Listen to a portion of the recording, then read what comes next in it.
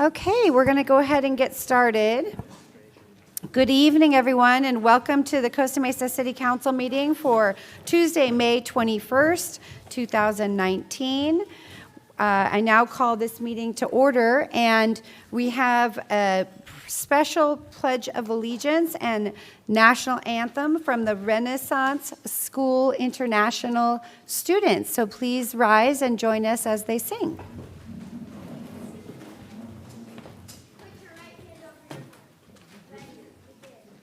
I pledge allegiance to the flag of the United States of America and to the republic for which it stands, one nation, under God, indivisible, with liberty and justice for all.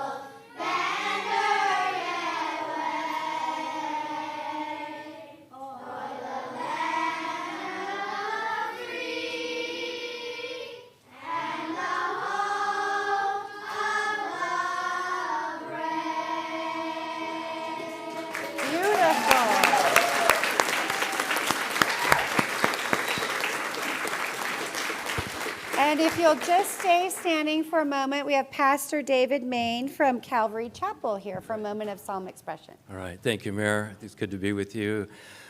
Lord, we just come before you. We ask your blessing upon our meeting this evening and the matters that will be discussed, and pray for wisdom and just clarity.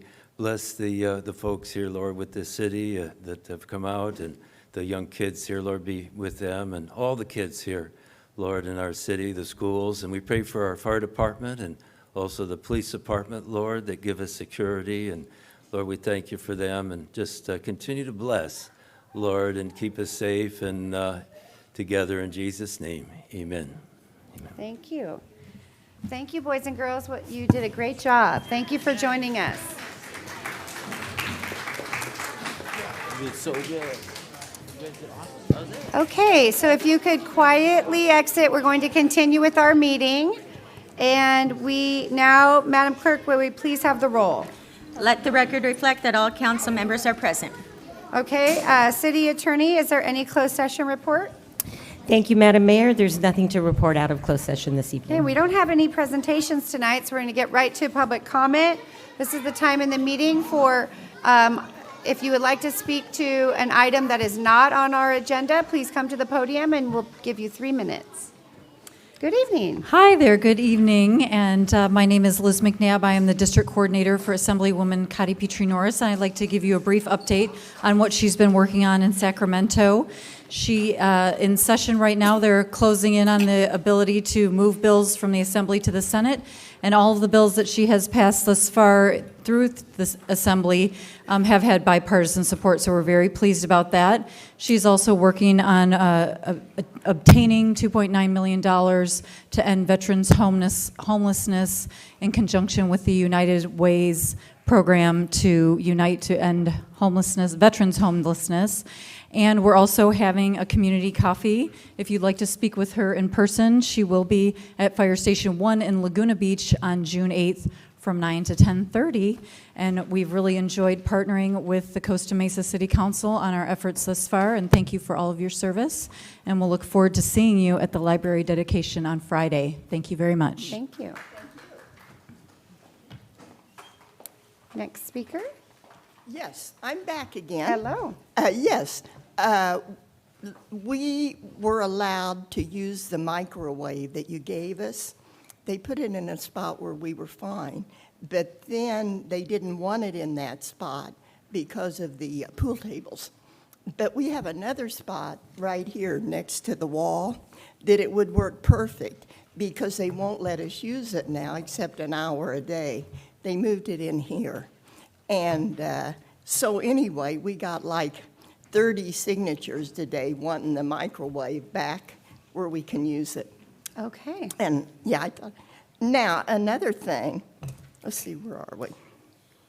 We don't have the toaster oven. Is that a problem? I'm going to pause your time. We're not going to be able to get the toaster oven, as I understand it, because it's considered to be a fire risk, right? Yes, can't find it. That's correct. There we go. There's our fire chief telling us that. Okay. Big problems, right?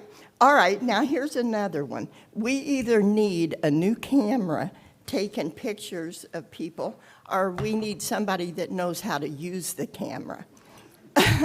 I would like for you to view this, if I may. If you want to give it to our Sergeant of Arms?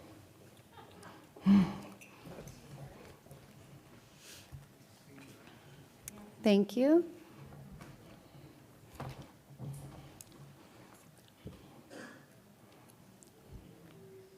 You can continue. We'll give it back to you. when you Okay. Sometimes, well, not sometimes, I just believe everybody knows who I am. And I've made it well known throughout the years. This is my mother, Marilyn Monroe. I have received no money. They gave it, a judge gave somebody $1 million a year that was a Catholic that didn't even know her. And so my godfather was hired used, which I think they all know that. And I've received nothing on that. And I did ask for an Airstream motorhome because I deserve much more than that. The cities are spending a lot of his money, every city. Let's see the other one.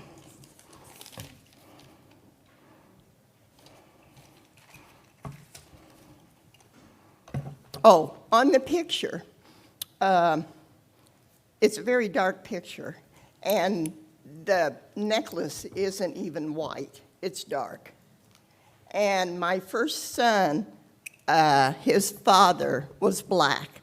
I feel like that they all know that also. And I have nothing against black, but I do not like lies. I am white. And I would like that picture. The Sergeant of Arms has it for you. Okay, I would like that picture redone. This one scratched. Okay, I think we could probably work that out. Thank you very much. And the Airstream motorhome? I don't know about that one. Well, you should. I'm sure you all do know. Okay, thank you so much for coming And I'm out. crippled, and I definitely need it. Okay.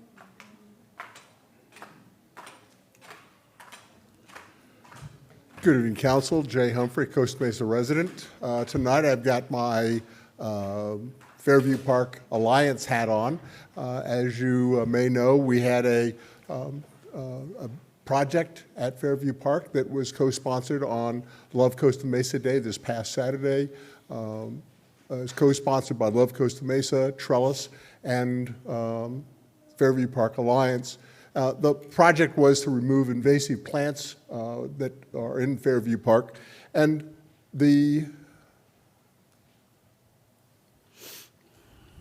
well, let's try that again. I'm going to pause your time while we figure it out. Can you move it forward? That second slide. And we worked in an area that, as you can see, it's in the orange in the center of the picture, that was 430 feet long and 14,000 square feet, where we removed invasive plants, notably mustard. And the interesting thing and the great thing was we had not only 55 volunteers that came out and gave their time and effort, but we also had a large part of city staff and city tools, which helped us do that job more efficiently and more effectively. For everybody understands, In March, this is what the mustard looked like. It was tall, yellow, and notable. But as we moved to this time of year, all the leaves had fallen off, all the yellow flowers fallen off. So it's a little harder to see, but it's all in there quite definitely. And it was necessary to actually remove that because it's an invasive plant that's not supposed to be there. The removal was on those kind of stalks. I guess we needed next. And the city staff was there to use the power tools so that none of the volunteers were particularly at risk in anything. And then the rest of the folks did the job of cleaning up. We got the first set of volunteers that showed up, then the next set of next folks. And the nice thing about it is we got all age groups. We got both adults and kids, families, and what have you, which was great because the more kids know about Fairview Park now, the more they're going to deal with it tomorrow. As you can see, we had a large number of people out inside the fields, and all the kids were out there working right with them. If you notice here, even the ones that finally said, oh, I got to take a break, parents actually brought the wee ones. Again, it's never too early to start them understanding the value of the nature in this park. Everybody worked together, worked very, very well, and I was very proud to watch everybody, nobody get on everybody's toes, and everybody working to accomplish the goal of removing the stuff. And if you have any idea, you can see the amount of material in just one handful coming up. There's an awful lot of materials removed, tons. A couple more slides were done. Obviously, city staff, the mayor and the Mayor Pro Tem showed up, and this is the last one is just a picture of the progression from the model airplane all the way down to the main mesh. Thank you very much, City. Thank you very much to all the volunteers that came out, and thank you for everybody who thinks about the future of Fairview Park. Thank you. Thank you all. Good job. Next speaker, please. My name is Jim Beecham. I'm a lifelong resident of this city, and I have a complaint to register with the City Council, and I'm quite frankly surprised to be here because my complaint, I started at John Wayne Airport with the management out there who suggested that I bring this to you first, and I was very surprised. The Wings of Freedom tour that comes into town every year, or has for the last few years, and was here for 4 days over from the 8th to the 12th, has taken to using a flight path that takes them directly over my house every time they take off. Every time. So every 15 or 20 minutes, I notice the planes going overhead. The noise is obnoxiously loud, but that isn't my real concern. My real concern is the safety. These planes are 75 years old. They're being used in a way that they were not designed to be used for. None of these planes were expected to fly for any more than 5 or 10 years after World War II. Yet these 75-year-old antiques are being used for joy flights over the city. I don't know what the city council has to do with this, but I was told to come here first. Who did you speak to? I spoke to Nicholas Gaskins. He is the noise manager at the airport. The other managers pretty much refused to speak to me after I spoke to him. I have to suspect that part of that, and since I was talking to the noise manager, I asked him about the noise level, and I offered my residents, you can put a mobile detector right at my house, and he refused, saying it would cost thousands of dollars to do that. I asked why. He said, well, we need somebody there to monitor it. I said, the other 10 monitors don't have somebody right there monitoring them. You can easily do this. You already own the equipment. They flat out refused, but on a danger standpoint, these machines are antiques. Nobody can argue that. They're being used in a way they were never intended to be used. Nobody can argue that. I have been at the site of air crashes in this city as an Explorer Scout, a cadet, and as an Orange County Deputy Sheriff. So I know what the danger is, and this is an unnecessary risk I intend to file a lawsuit, class action lawsuit, to prevent this from ever happening again before a whole bunch of people on the ground get killed by a bunch of rich guys playing with rich guy toys, because that's all this is. Thank you. Mr. Beecham, could you give your contact information to Ms. Reyes? She's standing up right now. Certainly. And then we can also, you can give her the name of the person that you spoke to and we can reach out. We don't have jurisdiction over the airplanes, but. You know what? I was surprised that they suggested this. Thank you. Here I am. I kind of like those planes. They fly right over my rental store, and I agree they're a little low at times. Sometimes they seem to be real low. You can look at the rivets, but there's a lot of veterans that take advantage of those to remember. I wished I could have taken my dad on one. And I live in North Tustin, so the airplanes land over my house. They land. They're not quite as noisy up there, but whatever. He does have a point about their age, but I know that they're very well inspected, and they're probably more inspected than anything that flies out of that airport. So this guy's serious about what they do. Tonight I'm here about the condom under the house project. I got a little call from Rose Scott, who is a water board field geologist. And it was about, there was a rebuttal from the environmental company about the project. And of course, the property owner, Red Mountain, is pushing like crazy to get a closure so they can start building. And I think the builder themselves are getting a little nervous about it right now. And I'm not sure if the city, I think the city ultimately, even though they get a closure, has to give them a building permit. So somewhere along the line, the city's going to have to say it's okay or not. But Rose wanted you to know that the closure itself, even after it's done, it will be a conditional closure, and that all of the issues, whether they're allowed or prohibited or whatever, are all conditional. And if any of those conditions come up during the excavation, that the project will be halted, and that'll have to be remediated, and then there'll be another closure. So she just wanted you to know that just when the closure is issued, that it's not the end of the project. It's something that maybe we want to watch, but FYI, it's just not going to happen magically, so we don't have to be overexcited about it, even though it is pretty interesting.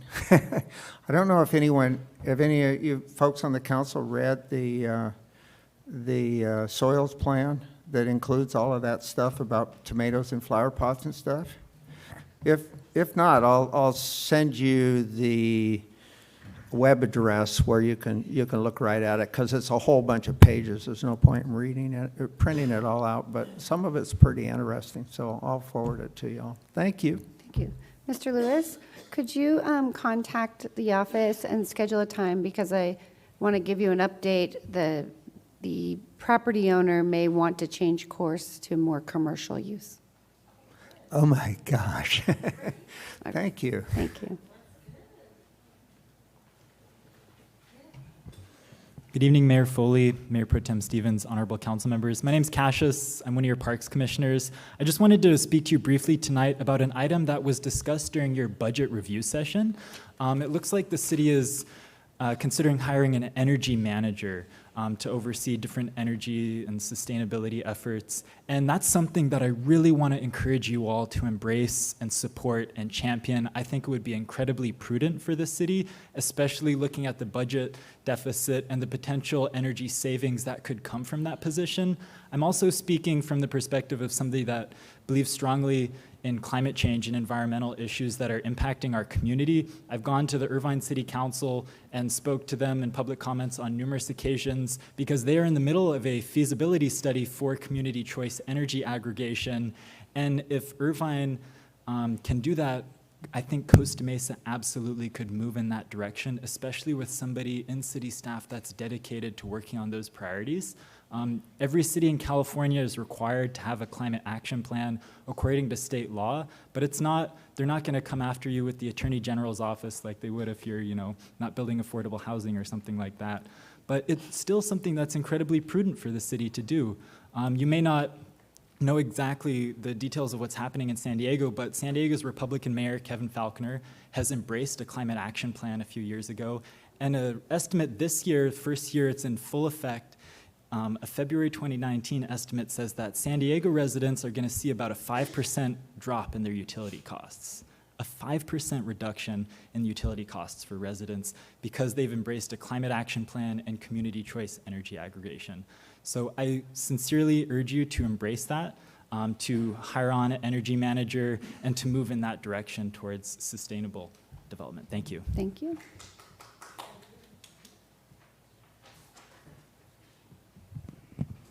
Good evening, Mayor Foley and Council. My name's Robin Ganal, and I'm a resident of North Tustin, and I'm the Orange County organizer for Climate Action Campaign. And we have worked collaboratively with cities in San Diego County on community choice energy and on their climate action plans. And now I'm working with Irvine on those two issues. And I'm also here today to advocate for an energy manager so that you have someone who can work with Irvine on launching community choice here in Orange County. And you could also go after some more of the state grant money that's available for energy efficiency and other projects. Because our rates in Southern California are some of the highest in the country, and community choice energy would reduce electricity costs for the city, for residents and businesses, perhaps modestly at first, although 5% isn't too modest. But over the long term, we'll just be better off with having more than one option for our electricity service. So we'd have a not-for-profit alternative to Edison instead of just Edison as a monopoly. So that's good for the long term. And in terms of potential for emission reductions, LA County launched their community choice program last year with Ventura County, 32 cities included, and they are now offering, or their program is 60% renewables compared to Edison's 34% renewables. And they've done that in just 1 year at a savings to customers. And the other thing I'll mention about that is that positions in cities that work on community choice get reimbursed by the community choice program. So it doesn't have to come out of the city budget. It actually gets reimbursed by the new revenue coming in from electricity bills. And I'd also like to urge you to create a climate action plan. In 2019, it's very urgent that our cities adopt these climate action plans. It's a top concern of voters. Cities across Southern California are adopting them to demonstrate their commitment to doing their part to reduce emissions, and also because it's required to reduce emissions by California Environmental Quality Act. But instead of doing a climate action plan back in 2015, when Costa Mesa last updated your general plan, this is what it actually says in section 4.7. It says, no feasible mitigation measures are available to reduce the significant and unavoidable impacts relating to greenhouse gases. And I know from reviewing many of these plans that that just isn't true. So I urge you to hire the staff needed to adopt community choice and a climate action plan. Thank you. Next speaker. Good evening. My name is Linda Kramer, and I'm a resident of Costa Mesa. I'm also active in a group called OC Clean Power that works with Climate Action Campaign. I want to thank all of you. I think you work very hard, and I'm really proud of this council, so I appreciate all your hard work. I am also advocating for you to hire a city energy manager, and I took some notes here because I have a lot to say. I sent you all a pretty long email today, and at the bottom are 4 or 5 links to climate action plans that I think are really benefiting their cities, including Long Beach that has an adaptation plan where they're actually training people how to manage heat and air quality problems and flooding. But they're taking over a year to engage the community, and they do a business survey. So there's some really great action going on out there. I wanted to speak right now. I've been interacting with the city about a year and a half, and I was told that your energy person is Dan Baker, and he's been great and responsive to me. And he referred me to your program, the Southern California Edison program, and they make recommendations to a team of cities. There's 6 or 8 teams, and he told me in December he was going to be transferred to somewhere else, and then I asked your interim city manager who was taking his place, and she said you were thinking about hiring somebody for energy in July.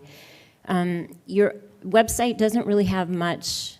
If I search for an energy plan or even what's happening with Southern California Edison, I get the 2015 plan, but there really isn't much on the website. Newport Beach and Fountain Valley, who are 2 of your partners, do have a one-pager on what you're doing, but there's no specific measures or way of showing that we're actually acting on the recommendations or we have goals for doing that. And I think that can be said about most cities who don't have a climate action plan. If you don't have specific goals and you don't have a way of reporting them and you don't have somebody to do that, the residents and the businesses really don't know what we're doing and if we're following up. The other thing I really want to make a statement about is I think most people think our pollution is better. Some of us have grown, I grew up here, and we have in the country some of the worst ozone layers, and it has to do with the mountains all around us and just the way our inversion layer, they call it, in the South Coast Air Quality Management District. In the last 5 years, that ozone layer is going up, and one of the main reasons for that is cars. So I just wanted to read some numbers. In 2015, we had 113 unhealthy air days. In 2016, we had 132. In 2017, we had 145. And in 2018, we had about 41. I would just like to request that you look into looking at that for emissions. If nothing Thank else, you. we don't have a car plan in Costa Thank you, Mesa. Ms. Thank you. Cranford. Just to let you all know, at least 3 of us have requested a climate action plan be implemented, and so we're just getting to that next phase after this budget is proposed. Mm-hmm. You gave us a lot of good examples, saving some people some research. Yeah. Hi, on that note, I'm going to ask you to do that. My name is Dr. Kathleen Treseder, and I want to start off by thanking you as well. I've met several of you just kind of out and about in the community, running into events and coffee shops, and I really appreciate you being willing to talk with me. So I'm a professor at University of California, Irvine. I study biology. Yeah, sorry. And I'm actually here as a member of Women for American Values and Ethics, which stands for, which is WAVE for short. And I'm chair of the Environmental Working Action Group. And so one of our top priorities is climate action. So I'm here to echo the previous speakers and to urge you to develop a climate action plan, which I understand you're doing. Wonderful, thank you. I also am a member of the Irvine Green Ribbon Environmental Committee. And I just wanted to let you know that I've heard from the Irvine City staff that they're very interested in working with other cities to help reduce costs for community choice energy feasibility studies. And that could be, I know, very helpful for your city. Finally, I just want to submit this report here. It's a community choice energy technical feasibility study for North San Diego cities, which just was completed earlier this year. And in this study, it was suggested that community choice energy could actually make quite a bit of money for these cities, and it's actually projected to 2030, community choice energy could make $111 million for these cities, surplus, once the system is operational. So can I leave this with one of you? You can give it to the Sergeant of Arms, and Okay, he'll give it to perfect. us. All right, thank you. And that's all I have to say. Thank you very so much.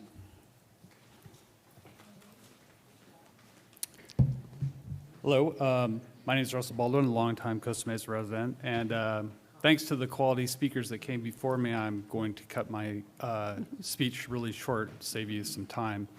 But I echo exactly what they said. I do think you need a climate plan. I strongly support your hiring an energy manager and sustainability. And just as an example, the California Public Utilities Commission has a requirement that all new residential housing should be zero net energy by 2020, which by my calculation is next year. So thanks. Thank you.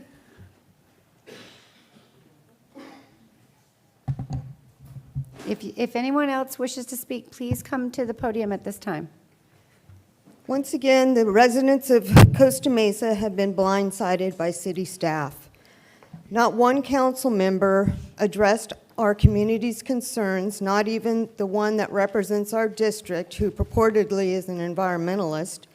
When at the last regular council meeting, I spoke on the proposed removal of all 25 mature trees at Lions Park, simply given that they conflicted with the project improvements or posed a possible safety concern. Upon further review, I found that this proposed removal was or is not part of the initial study, the mitigated negative declaration, therefore not part of the project. This is a violation of CEQA law, a law which is to ensure that the public is given proper notice of environmental impacts. To reiterate, this has not been done, and to pursue this is in violation of CEQA and puts the city in jeopardy of a lawsuit. This process must be met. In addition, all remedies must first be exhausted before destroying all 25 mature trees. No scientifically proven evidence has been performed, and the polyphagus shot-hole borer can be confused with other less destructive boring insects. While I appreciate Raja and Jim Ortiz, the city arborist, giving me a personal tour, I don't agree with what has been proposed. In addition, I see that the trees on the plant palette that are proposed are the same type of trees that they're taking out because they are predisposed to getting the same diseases and insects. So why would we plant the same trees? The platanus, the London plane tree, and the Quercus agrifolia, the coast live oak.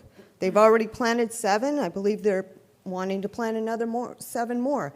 There's lots of other trees to choose from. I really question the landscape architect's choice of trees and plants.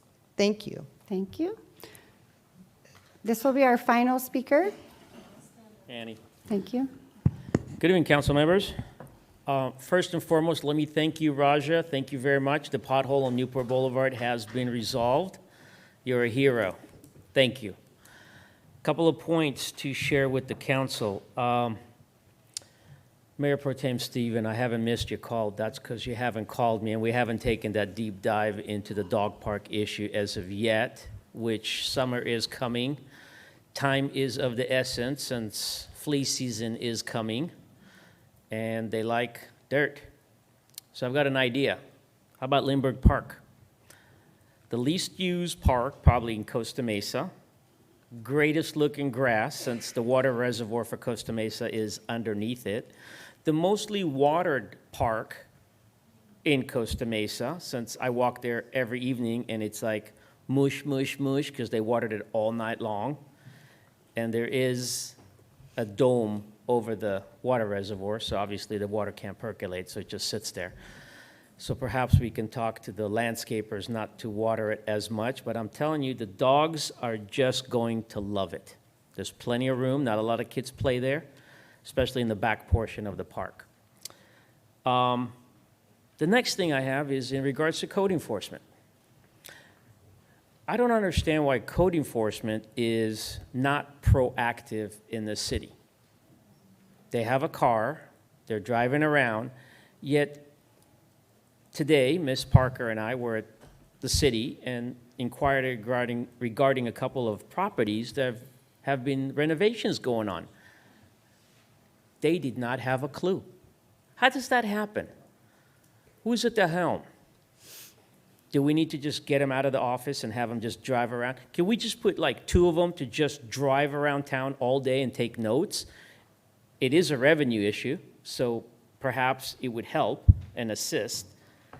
So I'm thinking it shouldn't be a neighbor complaining against a neighbor to activate code enforcement. I think within their job description, it would be for them to go out and investigate and find things on their own. Granted, there's multi-layers to that, but I believe from my observation, that they should be out there driving and saying, hey, somebody's renovating this, or, oh boy, look, there's a dumpster in front of that house. What's going on? Perhaps we can just walk in and ask somebody, why do people from the city have to go out and say, hey, what's going on over here? And they're like, oh boy, there's not a permit on that. I guess with that, I will really be looking forward to your phone call, John. If you need my number, I'll be more than happy to leave it with you. Thank you. Thanks, guys.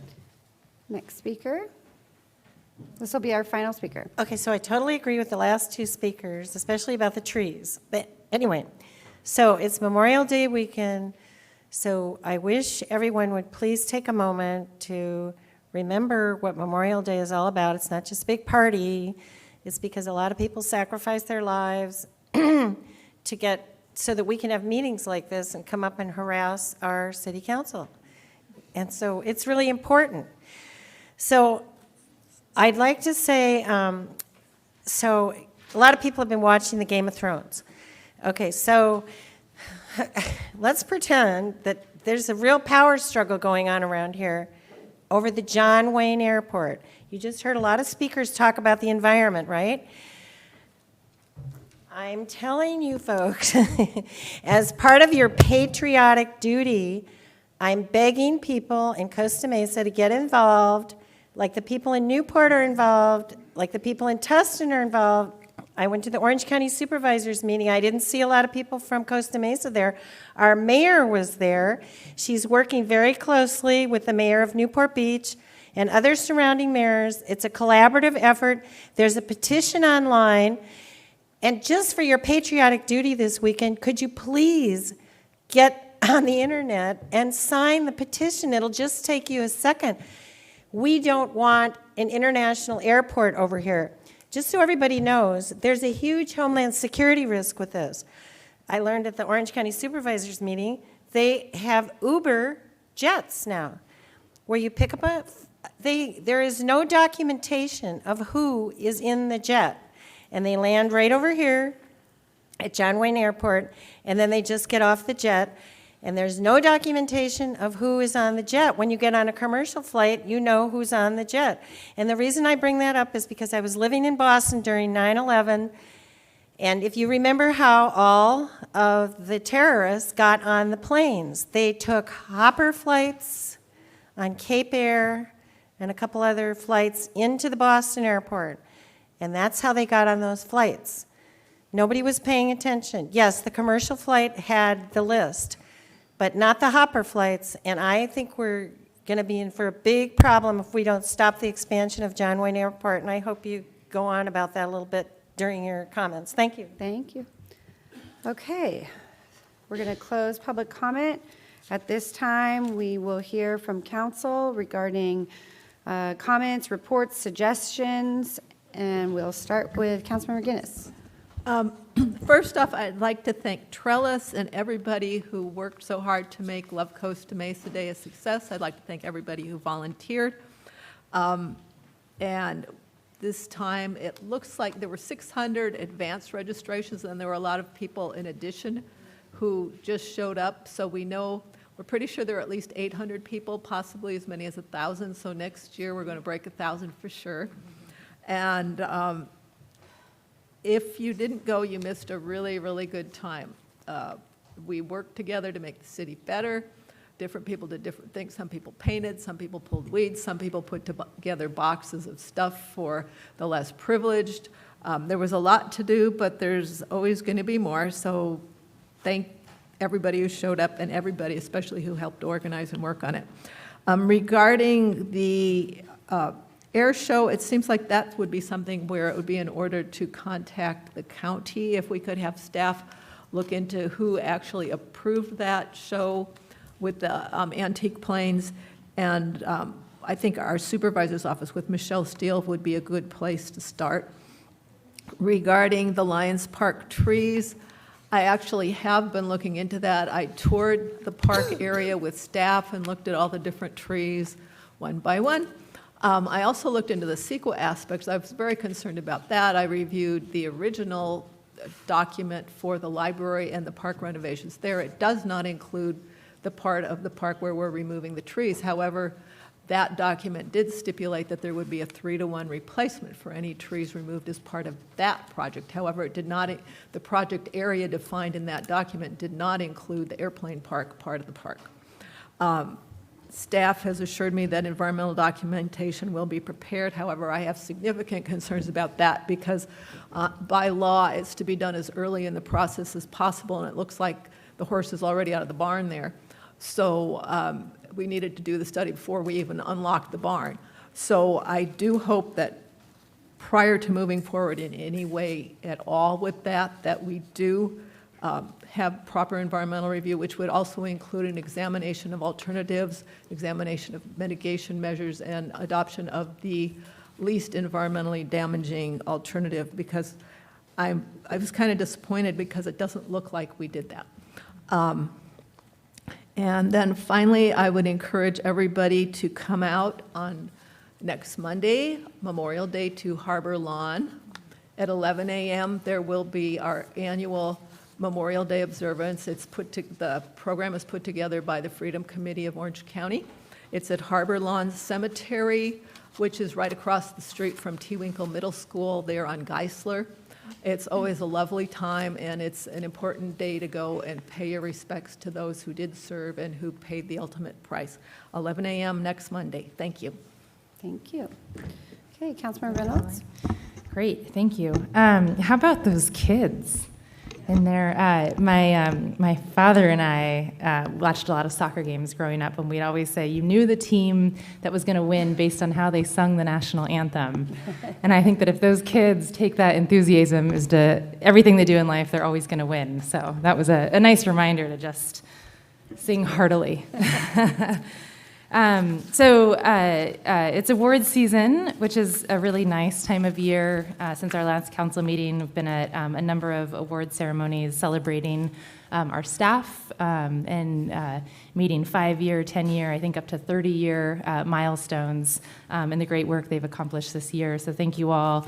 Got to enjoy the fire department promotions. It was especially fun for me because one of my classmates from Estancia High School was promoted, so that was very neat. Celebrating the Soy Fiesta and seeing Councilmember Chavez speak. He's an alum of that organization, and then celebrating some of our graduating high school students at the Les Miller Awards put on by the Chamber of Commerce, which I won a number of years ago. I won't say how many.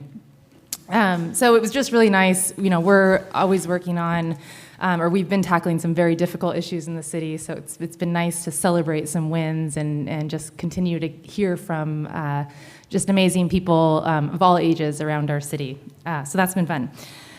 We are in budget season. I want to thank all of the residents who shared comments on the budget, questions about the budget. Please continue to share what's important to you, because obviously that's important to us as we continue to shape the budget.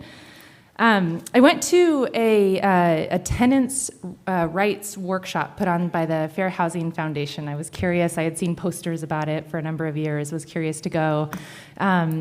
I'll start with, I guess, bad news. There was only 2 of us there, so I was one of only 2 people who attended. The other person was a Huntington Beach resident, so that was a little bit of a bummer. If I hadn't showed up, we wouldn't have had a Costa Mesa resident there. The good news is it was a really, really good workshop. I saw Mike in the back there. So I was actually really impressed by the content in this workshop. It's relevant to anyone who rents, so that's almost 2/3 of our city. Anyone who rents out, so landlords who rent out their facilities. I was really impressed with both the content they provided and the person who conducted the workshop, her ability to answer questions. So what I'd like to see is us work to get more people coming to those workshops. I think it would help. They did mention they do walk-in clinics which I think would be really helpful. And then those workshops are usually put on over at Balearic Park, so I think maybe hosting one here at the Senior Center may be an opportunity to reach more than 2 people in the community. I also attended with one of our management aides a workshop put on by the International Association for Public Participation. The workshop was called the Outreach Toolbox. It was sharing some techniques to improve outreach and communication in the community. This is an issue that's near and dear to my heart, and I shared some information with the city manager about potentially bringing in lunchtime brown bags for a little bit of training. The fun news on that was the woman who conducted that workshop is a Costa Mesa resident, so yet another great Costa Mesan doing great work, and hopefully we can use that to continue to improve our engagement. Considering some of the public comments we had here, I think it'd be a good idea, if we don't have it already, to have a little suggestion board here at the Senior Center. So some of these ideas maybe people can share here. And yeah, I want to thank everyone who came out for Love Costa Mesa Day. That was a really fun day. I was in and out of class in a few meetings. I got to go to one event, but it was just neat to see all of these pictures pop up all over social media about people across the city, hands dirty, painting, planting, pulling. I'm excited for that again next year. Can I add a couple more things? Sure. Okay, so thank you for those who commented on the Climate Action Plan. Definitely support that, and I've shared some material on Los Angeles' sustainability plan. I think they do a really good job setting clear metrics and tracking their progress. And also have been following up on the Lions Park trees issue. Want to both address the current concerns, but also work on preventing sort of the similar situation in the future. Thanks. Thank you. Okay, Councilmember Chavez. Thank you, Madam Mayor, and thank you, audience, for being here. Bit more packed house than usual, so nice to see some young faces here who are more close to my age than not. I had a pretty good 2 weeks, I would say. Highlight of the week was definitely I Love Costa Mesa. It's always a joy to see our community come together in service for one another. You know, I was very blessed to make the rally before I went off to work. My sister and mom were off working at Ray, and it's beautiful to see us come together and put our hearts and our dedication to our city. Councilmember Reynolds mentioned earlier, I was a keynote speaker at Save Our Youth's Fiesta. For those that don't know, Save Our Youth is a nonprofit here in Westside Costa Mesa that helped me and many other students in our NMSUSD school district. They provide free tutoring, free academic assistance, free music lessons, free dance lessons. In other words, they're really a hub for anyone that wants to engage and get more out of their high school experience. And truly a gem in our Costa Mesa. And yesterday, I want to share briefly, I had a meeting with Mercy House regarding our shelter operations. I'm very pleased to say that, according to them, it's been one of their smoother rollouts. And talking to residents in their community, there has been a big positive impact opening a shelter. You know, we've had 6 people be relocated to housing. That was the end goal for us, right? To help people get housing, and we're on that path. And I'm really excited to see us keep doing that. And one thing I want to mention too is the constant improvements in Westside Costa Mesa everywhere I go. Residents are gleaming to me when they say, my street's getting fixed. I heard that Rutgers getting fixed down by Fairview Drive. I hear that people are happy in Pomona with their renovations, and these are things you expect with our council. We're going to invest in our community. We're going to invest in people who haven't been invested in before. And I truly want to end with one last thing in the lieu of investing. I want to invite all you guys personally to come this Friday to our library opening here in Lions Park. You know, I always say my sister's 10. Oh gosh, she's 10. She's never set foot on Lions Park. We are recapturing our land. We are building a new library there. It's going to be an amazing thing to experience, to see a community come together for a brand new library, state-of-the-art library that have amazing infrastructure, and it'd be a joy for us to join us. So thank you. Thank you. Councilmember Mar? So speaking of the library, I had a long planned trip for my husband's 40th birthday scheduled, and so when the library reopening got moved, unfortunately, I'm going to miss the opening on Friday. So I figure I'd at least use maybe the first half of my comments to just say a couple of things that I probably would have said at the library opening. And so I just wanted to talk about some books, which seems appropriate for the library opening. We always talk about this idea of nurture versus nature. And when we talk about nurture, we usually think about, our mom or dad or home that we grew up in. But for me, I often think about the books that shaped me. And you can't see it, but I'm wearing a Alice in Wonderland scarf. And so Lewis Carroll and Alice Wonderland in particular, my favorite book as a kid. There's a quote, sometimes I believed as many as 6 impossible things before breakfast. And I think about that often as we look for out-of-the-box solutions, as we try to think of things that haven't been done before or new or interesting solutions to our problems in our city. Let's think about some of the impossible things, and maybe they're actually more possible than we thought. Another book was Madeleine L'Engle's Wrinkle in Time. There's probably no reason why I should know the word mitochondria, but I do because of that book. One of these excellent authors who is able to blend science and engineering with fantasy and fiction, and probably shaped what I turned out to be as an engineer in my grown-up life. It was Nancy Drew who made it cool to be smart and ask a lot of questions. And books on Keith Haring, the artist, that taught me that art is more than just the Mona Lisa. So I'm really bummed that I'm not going to be able to make it to the opening of the library, but I do hope that it's an opportunity and a place for other Costa Mesans and potentially young Costa Mesans to go and be influenced and have some of these things contribute to the way they turn out as grown-ups like they did for me. Okay, more serious stuff. June 5th is I'm hosting an event with the Costa Mesa Chamber of Commerce called Ask a Planner. And it's going to be a no-holds-barred forum where you can ask questions about permitting, remodels, codes, ordinance, regulations, signage. If you own a business, if you know someone who owns a business, if you've been thinking about opening a business, this is the chance to ask questions. Like I said, no holds barred. You can ask pretty much anything you want. And then last but not least, next Wednesday is the District Art Showcase. So Newport Mesa Unified is hosting their district-wide art showcase at the OCC Doyle Arts Pavilion at 5:30. It's always a good time and just some really incredible work from students from across the district. So I encourage you to come out for that. And that was it. Thank you. Thank you. Those are great quotes. Okay, Councilmember Mansour. Just real briefly, looking forward to the grand opening of the library this Friday, 10 a.m., like everybody else, and hope all you can make it.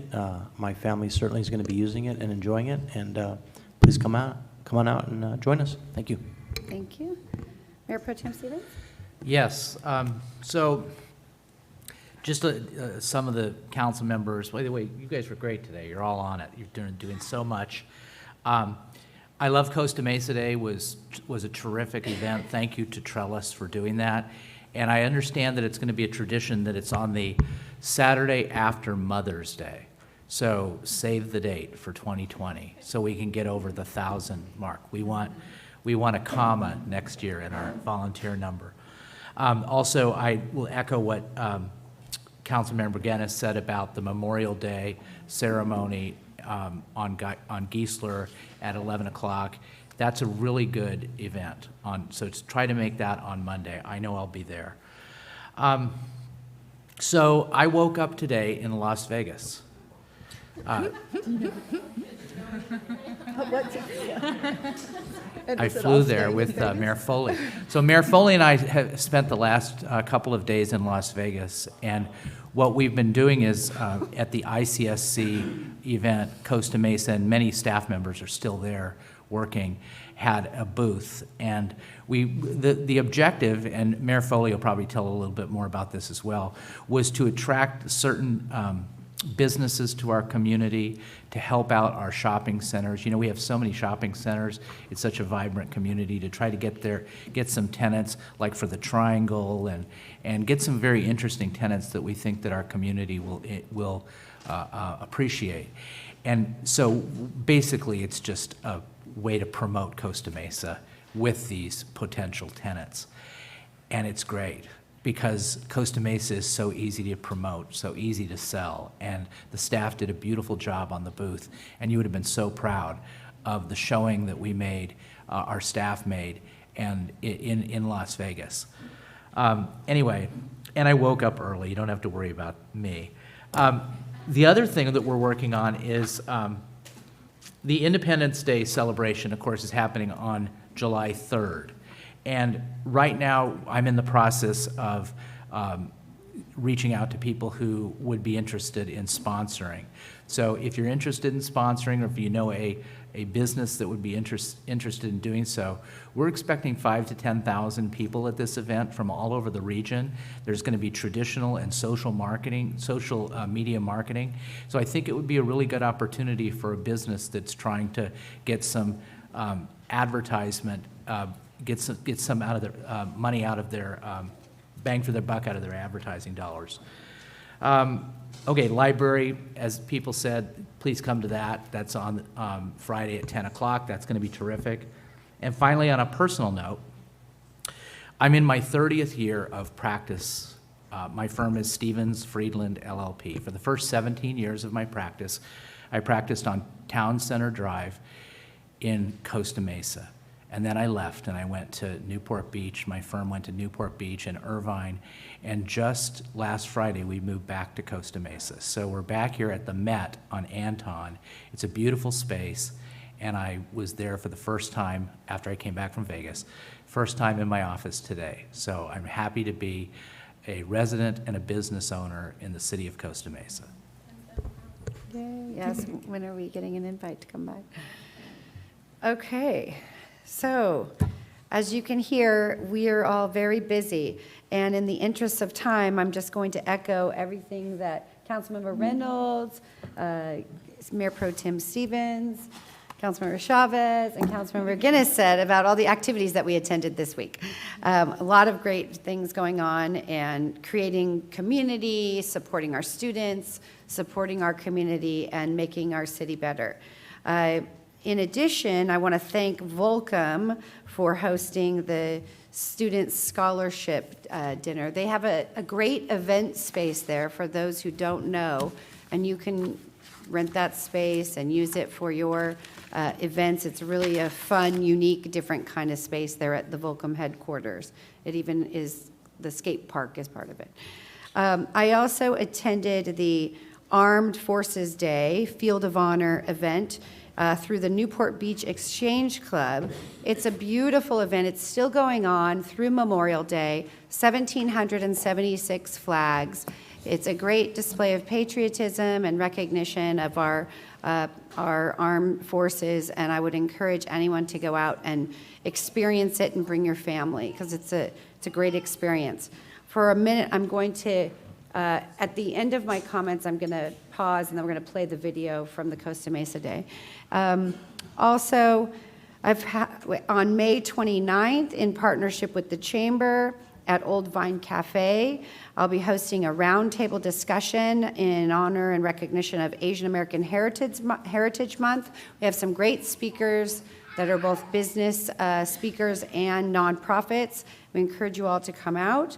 I want to congratulate Costa Mesa High School baseball. They made it to the finals of CIF for the first time since 1962. I see a baseball player out there. Great job, you guys.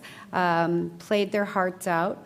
And also, I want to talk about marijuana dispensaries in Costa Mesa. So we have a green zone. It's in the area north of the 405. That's between Harbor and South Coast Drive.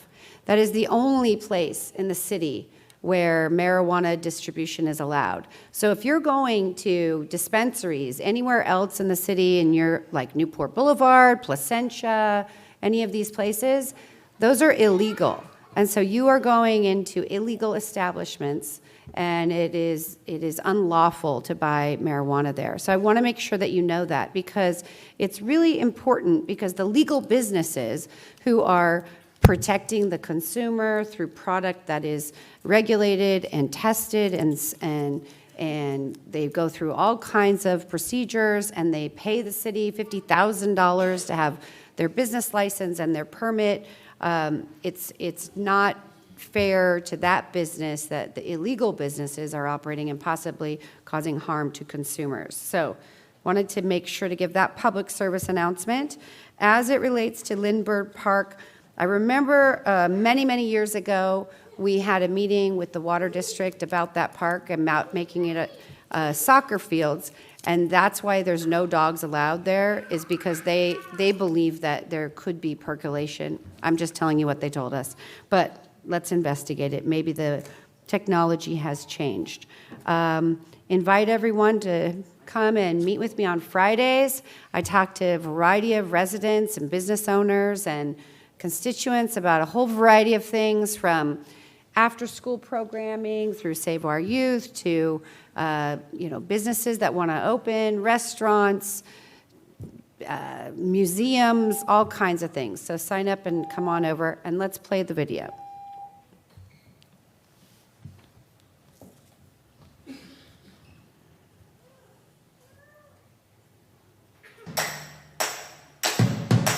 I just love the city just because of how much we do just to give back to the city. Sweeping, cleaning up trash. Taping off the basketball court for preparing to paint the lines. Today we are helping out by farming.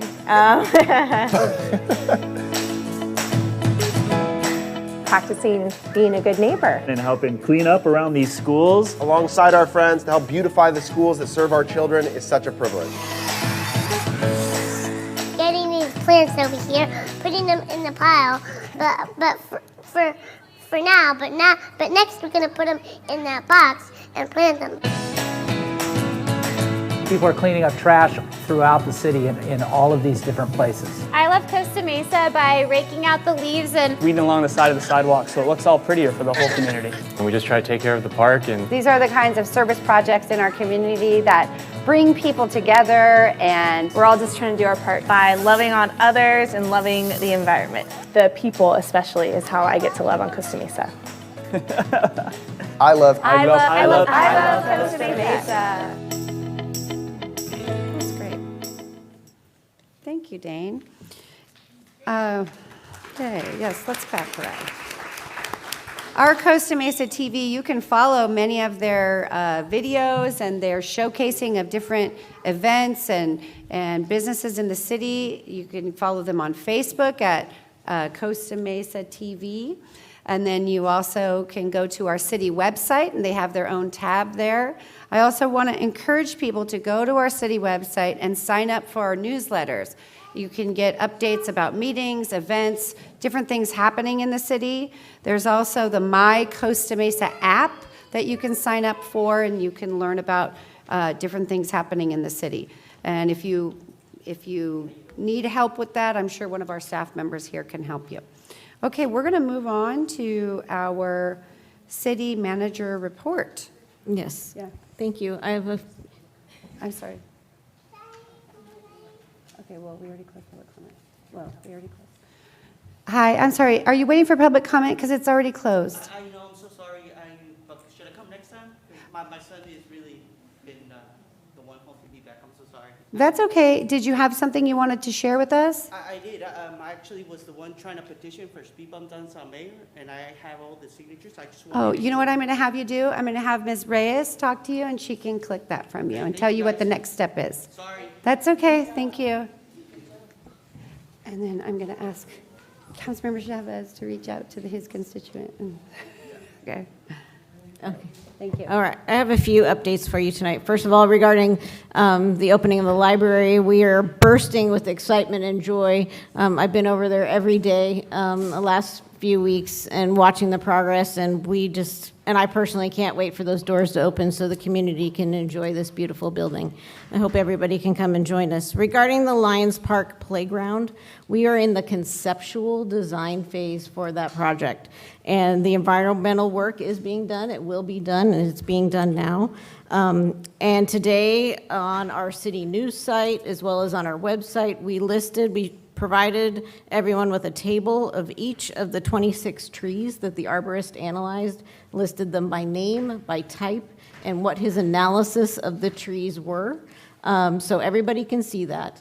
And I think it's important to point out that in this conceptual plan, he is recommending the removal of 25 trees because of the health of them, or lack of health.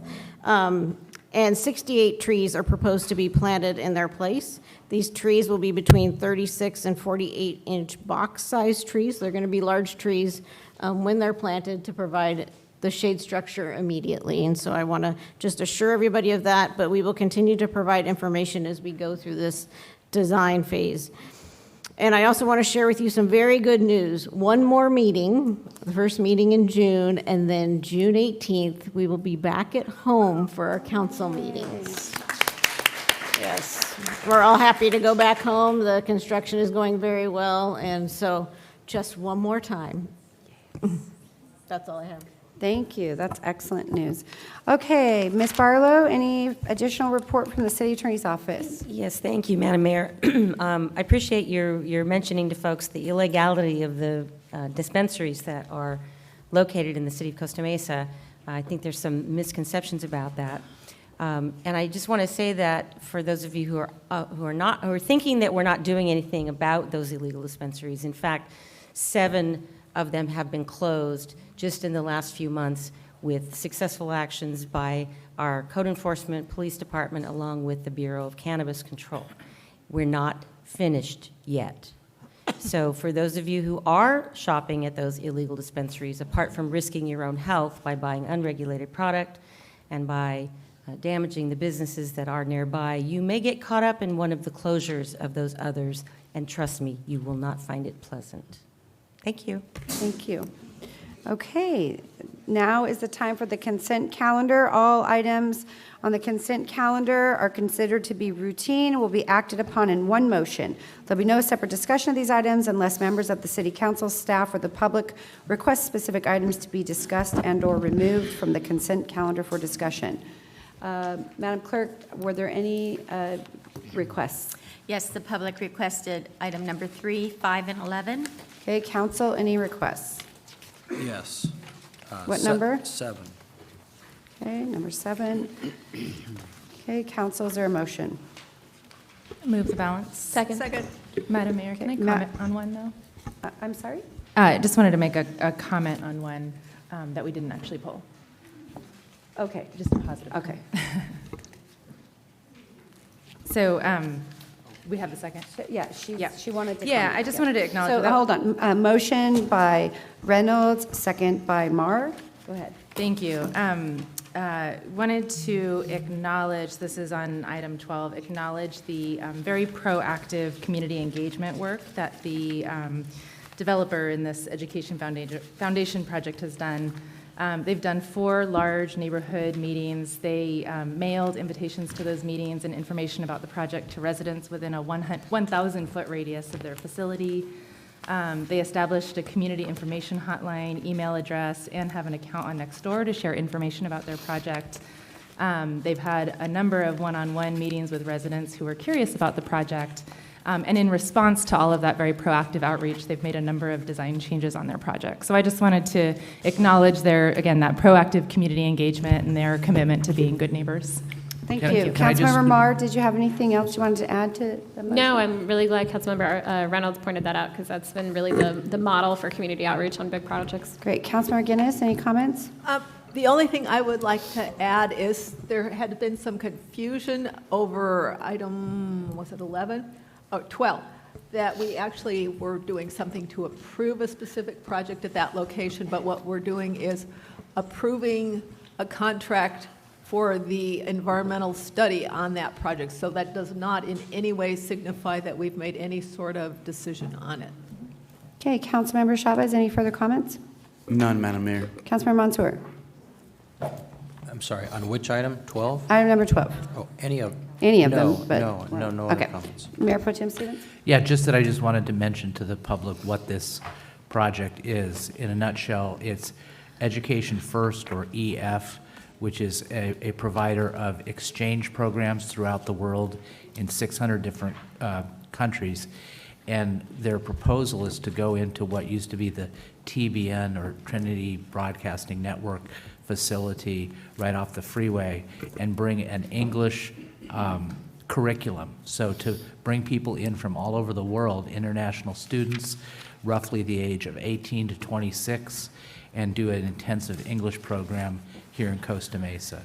So if you're interested in hearing more about what the plans they have for that site, and you can reach out to EF, because as Councilmember Reynolds said, they're very accessible and interested in educating the public about what they plan to do with that property.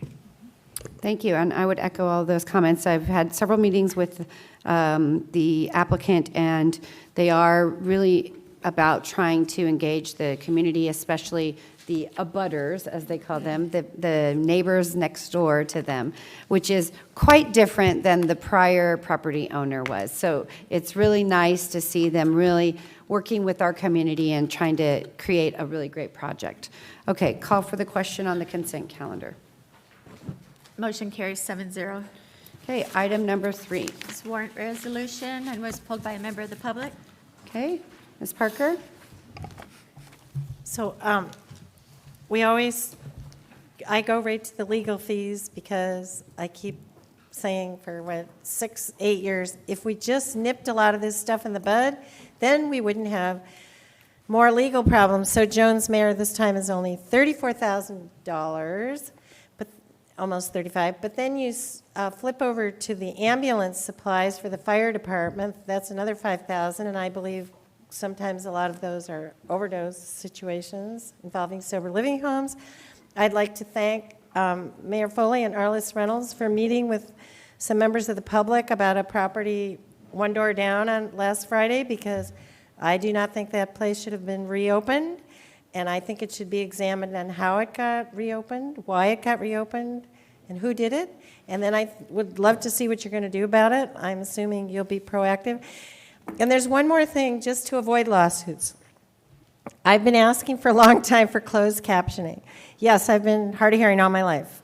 I read lips. I do really well in here. I'm not happy to go back, actually, because I can hear you guys in here. But guess what? Last Tuesday night, we had no sound. So if you tried to watch that meeting, which I was really interested in, I trust you guys now, the majority. I felt like I could say my thing, and then I went to a party. And later on, I wanted to see how things went. And I don't always agree, but I genuinely trust you. But there was no sound. Are you aware of this? No. There was absolutely no sound. If you turned it on, talk to the guys back there. So then I came over here last Monday night for the Planning Commission, and guess what? There was no sound. This is 2019.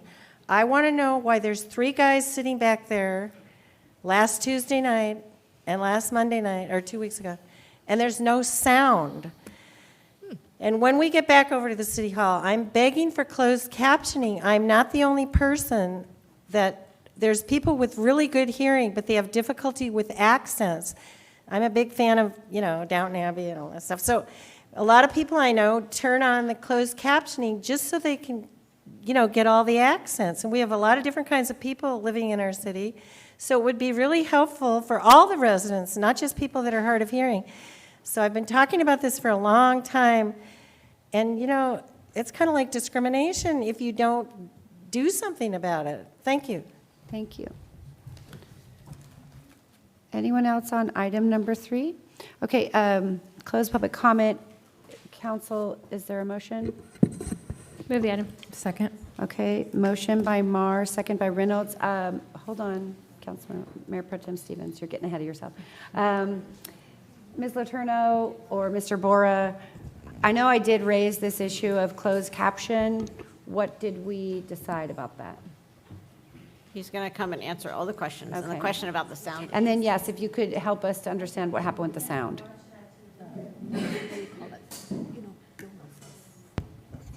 Madam Mayor, Council, there was an issue with the sound. It was the audio on playback on Channel 3 related to the upgrade project, and when we first cut over from the old system to the new system. Okay. There's probably 5,000 wires in the new system, and 2 of them were crossed. It took a little time to track it down. But you fixed It has been remedied. Okay. The audio's there. That meeting has replayed a number of other times. Great. It's available online, on demand. Okay. Problem solved. On demand, that's on TV, right? No, on demand on. Okay, hold on, Ms. Parker, please. On the computer. Can you share with it, it's only available on the computer? To stream it, to watch it on demand when you want, exactly when you want, is only available on the computer. Okay, so. But replays, and I don't have the schedule in front of me, the meetings replay. Each meeting replays probably at least 6 times, if not 10 times. Okay, and when the meetings replay when it's on the TV, on the cable channel, is that now, does the sound work now? The sound does work. Okay, that's all I wanted to know. And then the closed caption, where did we get with that? So we're still looking at closed captioning. With closed captioning, there's a major expense. Okay. So as part of the new system in all the rooms, the council chambers, the new community room, conference room 1A, there is assisted listening. So for the folks live in the room, the assisted listening system will be a major improvement. There's a couple ways to tap into it. I don't recall the technology, but just with the hearing aid, you can get into the system. Okay. And then we also have headphones available for those who maybe need it but don't have a hearing aid or have that system built in. Okay, and so at some point, you're going to bring back to us the cost estimates for closed caption? We can do that, yeah. Okay. I know a lot of cities have been looking at it, and it's pretty cost prohibitive because you're actually, in most cases, paying a stenographer to transcribe the meeting. So whether you do it live or for replays, it's usually cheaper if you're doing it just for the replays and not for live. Okay. And there is newer technology that is automates it a little bit, but it's a big expense, but we'll get those costs and we'll look at it. Okay, thank you. Madam Mayor. Okay, and I'm going to ask you if you could, it's hard to hear when people are talking over here. Yes. Can I ask that when we Councilmember move Marr. into the new chambers, we just get like a 5-minute presentation on what all the new bells and whistles are so we can answer questions when the public ask us about Yeah, what we're the gonna, upgrade was? We're doing a training. Okay. Everyone's getting a training. Okay. Yeah, That's because fine. we have a whole system in front of each of us now, so we all have to get trained on Okay. it. I didn't know if there was anything that would be beneficial for the public to hear specifically, but okay. Okay, thank you. Okay, close comment, call for the question. Motion carries 7-0. Okay, item number 5. Number 5, professional engineering services for Adams Avenue Improvements Project from Harbor Boulevard to Santa Ana River, is pulled by a member of the public. Did anyone pull this item? Okay, Mr. Tabota? Can we first have a report from Mr. Setharaman, I guess, or Mr. Mejia? Yes, Mr. Mayor will present. Madam Mayor, members of the City Council, I'm happy to present to you a request to award a professional services contract for the design of improvements on Adams Avenue between Harbor Boulevard and the Santa Ana River.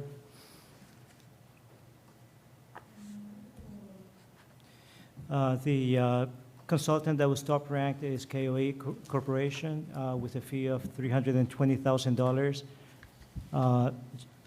And it comes from the gas tax funds. The goal of this project, the main goal, is to increase active transportation opportunities and overall mobility throughout this corridor. As you know, this corridor connects the network of trails along the Santa Ana River, as well as our arterial streets like Harbor Boulevard.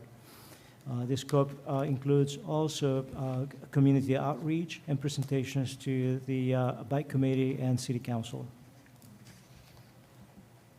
Additional improvements that we're going to include with the design of the project include roadway reconstruction, landscape median construction, traffic signal modifications, and other parkway improvements. I couldn't wait to get to this slide. As you know, the top sketch shows the current layout of Adams Avenue, where you have 3 through lanes in each direction and sidewalk for the most part on the south side of the street. The consultant is going to be challenged to present to the city a minimum of 3 alternatives. The one that we have presented as the first alternative is all of the alternatives maintain 3 lanes of traffic. The difference is on the arrangement of the sidewalk, bikeway, and the separation between the travel lanes and the pedestrian and bike lanes. We will have an opportunity to look at this in more detail after our consultant has had a chance to review all of the documents and has had a chance to survey the site. Thank you. That concludes my presentation. And Raja, do you have anything else? Okay. Thank you. Before we take questions from the council, I'm going to go ahead and have Mr. Taboda speak because he pulled this item. Thank you, Madam Mayor. I'm in favor of this project. Full disclosure, I'm a member of the Bike and Walkability Committee. I'm also a member of the Finance and Pension Committee. This would be a huge improvement to Adams. I live close to Adams. I'm an avid cycler. I've ridden Adams many times, and I'm familiar with riding in traffic, but when you got cars going by at 50 miles an hour 3 feet from you, it does make you think a little bit. My issue or my concern is, and what I've said before, is this project is just presented as $320K. That's for the design. Now, I know you're all intelligent and you know if this is just the design, there's going to be construction coming. The construction wasn't mentioned. The construction is $2.6 million, not a small amount of money. This money, the $320, is coming out of gas tax. On the CIP form, out of the 7-year plan in the current budget, the 2.6 does not show a funding source. There's 2.6, but there's no funding source. It also shows that this project, the construction would be done in FY 19 and 20 and 2021, which is next year, July 1st, and the following year. And then in the current 5-year, in next year's budget, the project was moved to 21-22 and 22-23. So it looks like there's a year postponement or move back on this project. So I just want you to know, I'm in favor. I hope you vote affirmative on this project, but knowing, because I know there's a number of council members who weren't here when the budget was approved last June, and that CIP did show the full $2.9 million. This does not address the full $2.9 million. It only shows the $300K. So if you approve the $300K, I hope you're going to approve the $2.6 million that's going to follow it. Thank you. Thank you. Anyone else wish to speak to this item? Yes. Well, truly wasn't going to speak to this, but wow, $320,000 for somebody to tell engineering what to do. Raja, perhaps you and I can get together. Why don't we just take a look at San Clemente? They had the same problem in front of Beach Row and PCH. Perfect solution, K-rails. You got vehicles traveling on Adams at, I believe, 45 miles an hour. I don't think a median is going to stop them for hitting pedestrians or anybody on the bicycle. Quite a few people use that area because of the transition of the riverbed, but granted, we need consulting because they can't do all the work, but as we just heard, this wasn't even budgeted in yet at $2.6 million, and now we're throwing another $320,000, $3 million project. Perhaps we can curtail some of the costs from all of these engineering groups, because again, we're not going to the moon and we're not flying satellites. So there's a limited amount of things that you can do to the roadway that is acceptable. Medians, K-rails, these are all proven fact already. We don't have to redesign this. It's just a matter of how to implement it. So why don't we try to look and cut some budgets and use common sense versus just throwing it out there for somebody to sit behind a computer and come back and go, hey, look at this. And if we can look at neighboring cities, perhaps, that had similar issues, like Huntington Beach down on PCH, they had some problems, and in Main Street, San Clemente, and I'm sure there'll be a few other ones. Why do we just have to throw this money out? Why can't somebody just realistically sit down and look at it and get to the point? Thank you. Thank you. Okay, closed public comment. Council, motion? Move to approve. Second. Okay, motion by Councilmember McGinnis, seconded by Mayor Pro Tim Stevens. Councilmember McGinnis, did you want to speak to the item? Yes, I do. I walk a lot, and when I'm walking, either crossing Adams or walking along Adams or riding my bike in that area, I've actually observed to staff that pretty soon people are going to be getting their foot caught in some of the cracks, or their bicycle. It would be real easy to get your bicycle tire caught in some of the cracks, and then you go flying onto the pavement and possibly run over by some of the high-speed traffic. This street is well past due for repaving, and as long as we're repaving it, we should try to get some better planning for the active transportation. And it apparently is being pushed back for the construction, but I actually think we should move it forward as much as we can, because I'm concerned about the liability. There are places at the crosswalk of Mesa Verde East and Adams where it looks like we're pretty close to losing chunks of pavement. That the crazing is so bad and the cracks are so big that it would not surprise me if chunks of pavement didn't come out with another rainy year. So whatever we can do to get this project not only designed but actually completed quickly, I would like to see. Thank you. Mayor Pro Tem Stevens, did you want to speak to the item? Yes. So this is an area on Adams Avenue that I travel many times every day.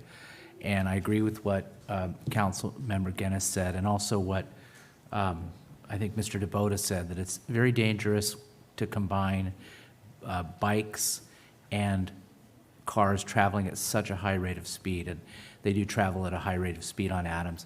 Also, it's just been a bugaboo for me ever since I've lived in Mesa Verde, and I moved in there in 2000, that there's that area between, it's right there before you get to Mesa Verde Drive, and it's this whole long stretch where it's just dirt.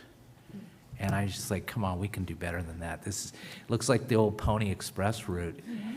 I mean, so the fact that we're thinking about some of the things, I read carefully some of the things that we're considering in this project, undergrounding some of the utilities, of course, putting concrete where there's currently dirt, making it a safer environment for bikes and cars. It's going to be a good project, and I look forward to, throwing in my 2 cents when it comes to the community engagement. Thank you. Councilmember Reynolds, any further comments? Yeah, I support this project. I think it has the potential to be a really beautiful addition, not just for improving the safety for our residents to get down to the river trail and down to the beach, but I think it creates an opportunity to pull people off the river trail and into Costa Mesa and some of our restaurants off of Adams. I just wanted to note that I do think the physical separation between the bikers and pedestrians and the vehicles is really important. I think separating the bikes and the walkers is really important too, because they're also traveling at a very different pace. It doesn't show in the diagram that Bart that you showed, but I want to make sure that adequate shade, probably trees, are part of the plan as well. It is an expensive project, so let's also make sure that we're positioning ourselves as well as possible, maybe talking to TPA on how to optimize our position for grant funding. I know what they've shared in the past is really robust community engagement, taking lots of photos of that engagement, and then demonstration projects similar to what we did for Merrimack, they said helps us with points on that. So thanks. Councilmember Chavez, any further comment? Yeah, I want to say ditto to what Councilman Reynolds just said. I would go further and just flat out say I prefer alternative 1 on page 5 of our additional. It's premature to say that. I'm just saying. Yeah, I prefer that. But can't say that yet. No comment then. But I'll digress. I think it's important to get people off of the roads and being more active and using bike and walking more. There's one way we reduce traffic. It's one way we make sure people are healthier. It's one way we improve quality of life. So for those reasons, I will support this project. Councilmember Marr, any further comments? Yeah, Mr. Mejia, I'm seeing on page 5 of the additional documentation, so the cross-section, the estimated costs are $5.68 million. Is that right? That is correct. And this estimate is a very preliminary estimate. And it includes not only the proposed improvements to create the separation between vehicular traffic and the new sidewalk and bike trail improvements, but it also includes the rehabilitation of Adams Avenue, which is a very long stretch. Okay, so that includes repaving essentially. Correct. In addition to the separation. And do we have a source of funding identified for that 5.6? Madam Mayor, Mr. Councilor Moore, Setharaman? at this point, we don't have the source of funding identified, but we know of the sources. We know there is active transportation planning grant, and also there is a bicycle corridor improvement program, and we are well positioned for those grants. So do we think we can cover the whole 5.6 with those grants? Yes, Madam Mayor, Councilmember Moore, the previous estimate was we were looking at a smaller segment. We were looking at between Mesa Verde East and Placentia, but this one we are covering the entire stretch up to the river. I sat in the panel reviewing grant applications, so kind of saw what's going on in that process, and we could apply this in chunks too. We could apply it as 2 segments or 3 segments. Break it up, and you're eligible for grants for multiple projects like that in the same cycle. So we think it's can in the do that. realm of possibility that we could cover at least the vast majority of this project through grant funding. There is, and also, we are hearing from Edison that there is Rule 20A funding that's for undergrounding. So we have funds that are available for the city from that particular part for undergrounding the line. So we are mixing all different sources to make this happen. Okay, thank you. Councilmember Mansour, any further comment? Mr. Mejia, just out of curiosity, so some of the walls which are privately owned by the residents, owners that abut Adams, there's some inconsistencies in some of the walls. Is there anything that's going to be done with those, or is there any type of landscaping, or will that simply not change? That would stay the same? That's a good question. I think I asked that too. That's a good question. So, Madam Mayor, Councilmember Mansour, the walls are, as you mentioned, privately owned. Grant funding cannot be used to fund privately owned improvements. So there will be landscaping, buffer, and all. We'll do all that. But to actually pay for redoing the walls and all, that's something that has to be done separately. We have an arterial wall shade program that has been, nobody has taken advantage of that, but that requires participation from the homeowners and the city. So there is that program that's available. Is that a shared responsibility, that program you just talked about? Is that something they can utilize and we would share the cost? How does that work? Mr. Mayor, can you answer that? Councilmember Mansour, the arterial wall participation program is a 50-50 program where the property owner pays for half of the construction of the wall. The city pays for the other half.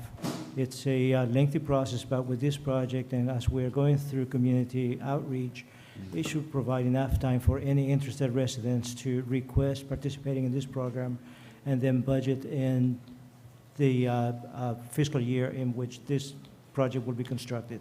Okay, well, that was going to be my next question. Yeah, if we can do some reaching out, I think there's a perfect opportunity. I don't know if they're going to be interested or not, but yes, if we could definitely reach out to the homeowners that abut Adams Avenue and see if there is interest. I think it would be nice if at the end of the day it could have a nice uniform look. So thank you. So, Madam Mayor, Councilor Mansour, the reason why this program is not as embraced is because once city puts in money, it becomes a public project, and we have to use all the public contract code requirements, which includes paying the prevailing wages and all that stuff. So the cost of the project sometimes becomes more expensive than if they do it themselves. So that's probably one of the reasons why this is, residents do it themselves. Or they don't. There's not been much. As a secondary option, is landscaping an option where landscaping on our side could be consistent? Maybe it would cover the wall. I don't know what options are available. I guess my only ask is that we look for ways to make it, the look of it to be more consistent. Definitely. Thank you. That'll be. Thank you. I would agree with that. And one of the things we talked about was the possibility of even putting a city wall that is right behind the wall of the private property. So there's one consistent city wall that's there. Landscaping is probably less expensive. But thank you so much for bringing this forward. It's long overdue. And I know that we've had lots of conversations about the grant opportunities, and and how we can position ourselves to be competitive for those grants. Councilman Reynolds mentioned in our dialogue with Townsend Public Affairs, they shared with us the point system, and we're missing out on points because of a variety of reasons.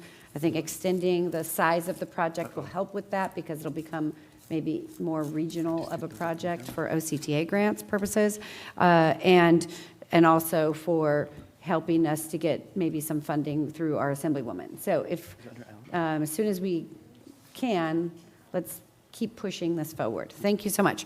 Okay, at this time, we will call for the question. Thumbs up. Motion carries 7-0. Thumbs up, big. All right. I got that. Item number 7. This is cancellation of Fairview Park Multipurpose Bicycle Quarter Improvement Program Grant with the OCTA, and this was pulled by Councilmember Mansour. Councilmember Mansour, or let's first have the report from Ms. D'Agostino. I actually didn't prepare a report for this Down there. evening. I'm here to answer questions. Okay, could you just give a brief update to the Certainly. public what this item is? Certainly. This item is asking for City Council approval to proceed with having the OCTA cancel a grant for a trail that was before you last July 3rd. This trail was the Placentia Avenue Connector Trail, which led in several directions through Fairview Park. It was to be a multi-purpose bicycle path that would go connect Placentia Avenue to the Santa Ana River. The grant was received in 2014. There have been modifications to it along the way, and then Measure AA was passed in 2016, and the Fairview Park Steering Committee analyzed this project, brought it to City Council. It is a project that would require voter approval through Measure AA now, and so the decision was made not to submit this to the citizens for a vote, but instead to go back to OCTA and try to negotiate a pathway that wouldn't be asphalt 12 feet through Fairview Park. That was the opposition, basically. So I've spent the last few months working with OCTA to see whether or not we could still receive the grant for a lesser trail with different surfacing and sizing and everything else. And the decision was made that that does not meet the grant requirements any longer. So the request was made for us to cancel the grant at this point. This has been a long-term process, and this portion of the grants have pretty much run out with OCTA in terms of this round, and so we're the last ones there, and they said rather than try to renegotiate, it's probably better at this point to cancel it. Thank you. Thank you for that update. Councilmember Mansour. Thank you. Do we have a slide by chance of this trail that is in our staff report? I'm just for sorry, the I did public not to see? prepare that this evening. Okay, well, so I pulled this, I'll be brief. I pulled this out of frustration. Anyone who's walked through Fairview Park on these asphalt trails has seen how bad they are. They're not just bad, they're awful. They're crumbling, they're broken, they have potholes, they're dangerous, and it's an embarrassment to our city. So this has been something that's needed to be repaired for many years, for a long time. And so I'm frustrated. I get it. Some people may not want cement or pavement. I understand that. I'm fine with decomposed granite.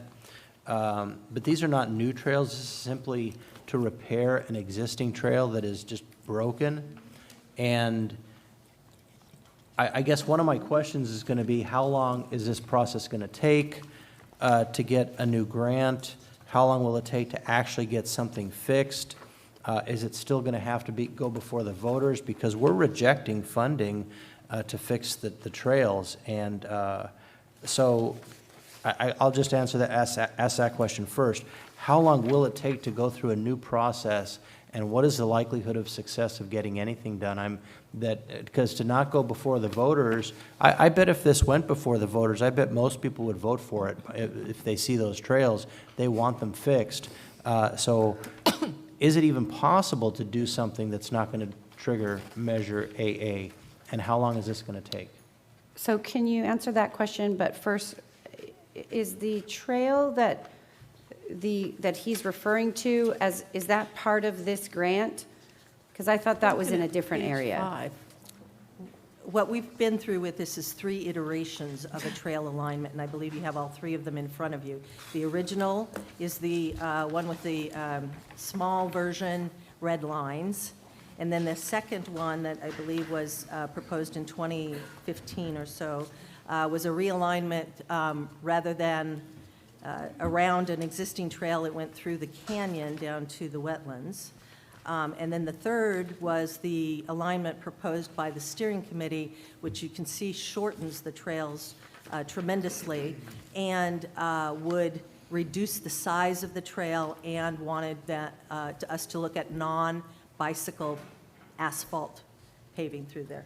Thank you. So the grant is for attachment 3, basically? No, attachment 3 was the one that OCTA said no longer fit the grant description.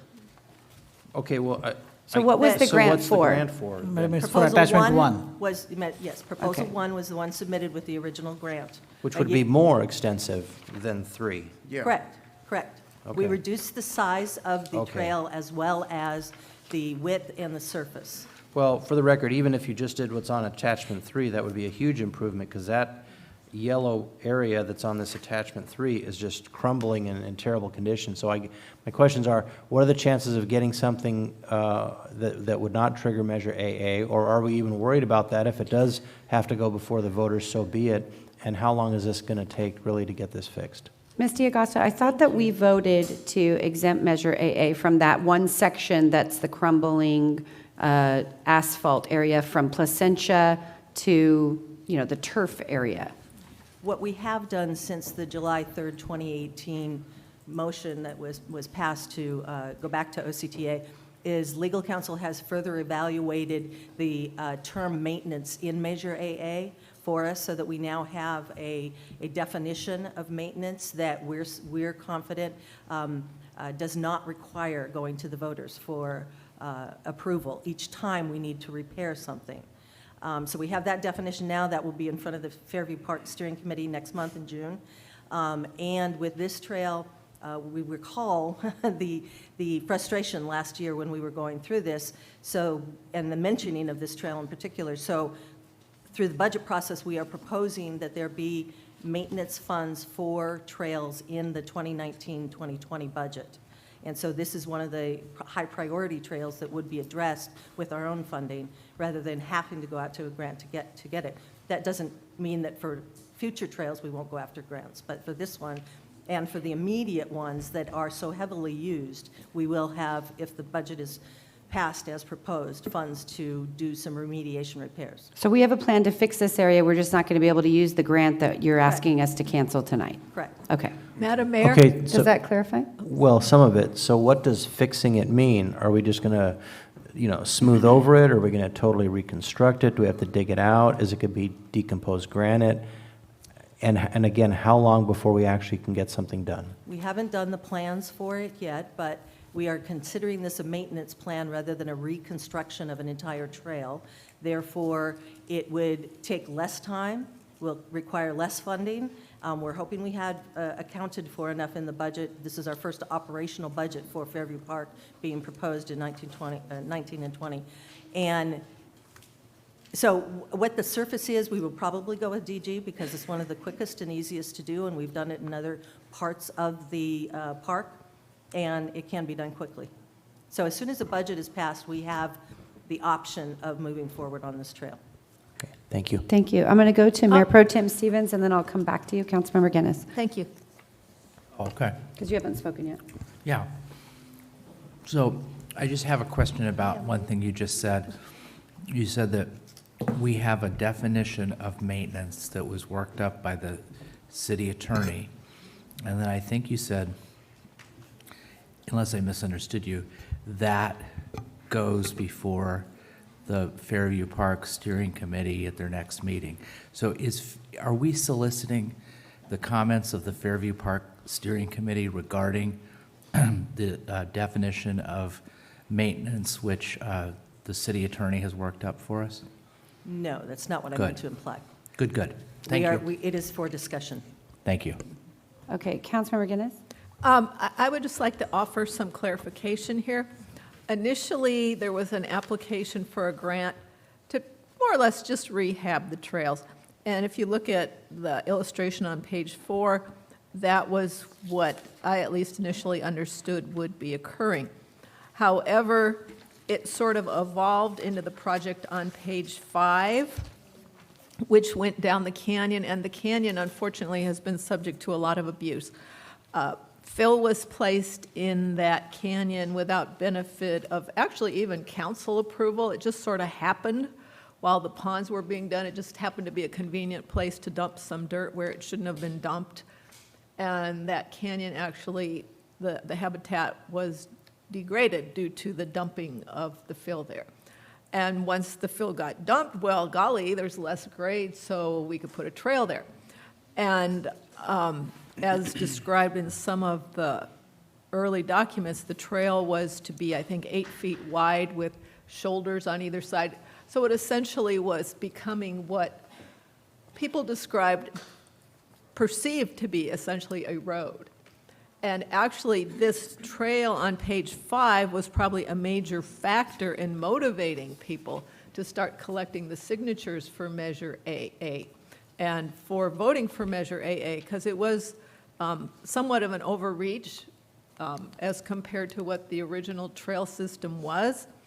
And so while there's a need to maintain the existing trails, this was seen as an expansion into a much wider facility, much more damaging facility in a previously not natural area because of the dirt that got dumped, but a more sensitive area.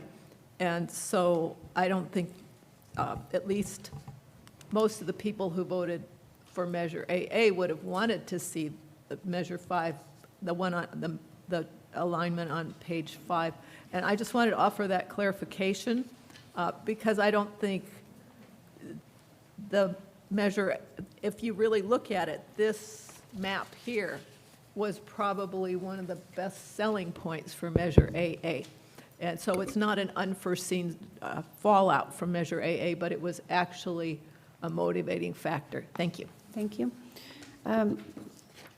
Ms. Barlow, can we, as a council, get an update on the this new legal definition before it goes to the Fairview Park Steering Committee? Because I'm sure we will get questions, and if we don't know, that's not good.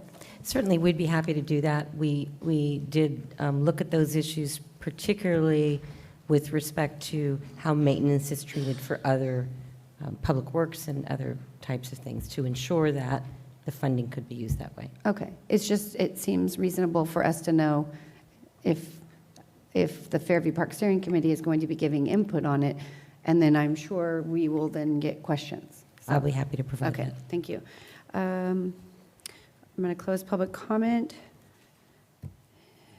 I'm sorry, I haven't had public comment. Anyone want to speak to this item? Seeing no one, close public comment. Council? Move the item. Second. Okay, motion by Mayor Pro Tem Stevens, second by Councilmember Guinness. Call for the question. Motion carries 7-0. Okay, we have one more item. Item number 11.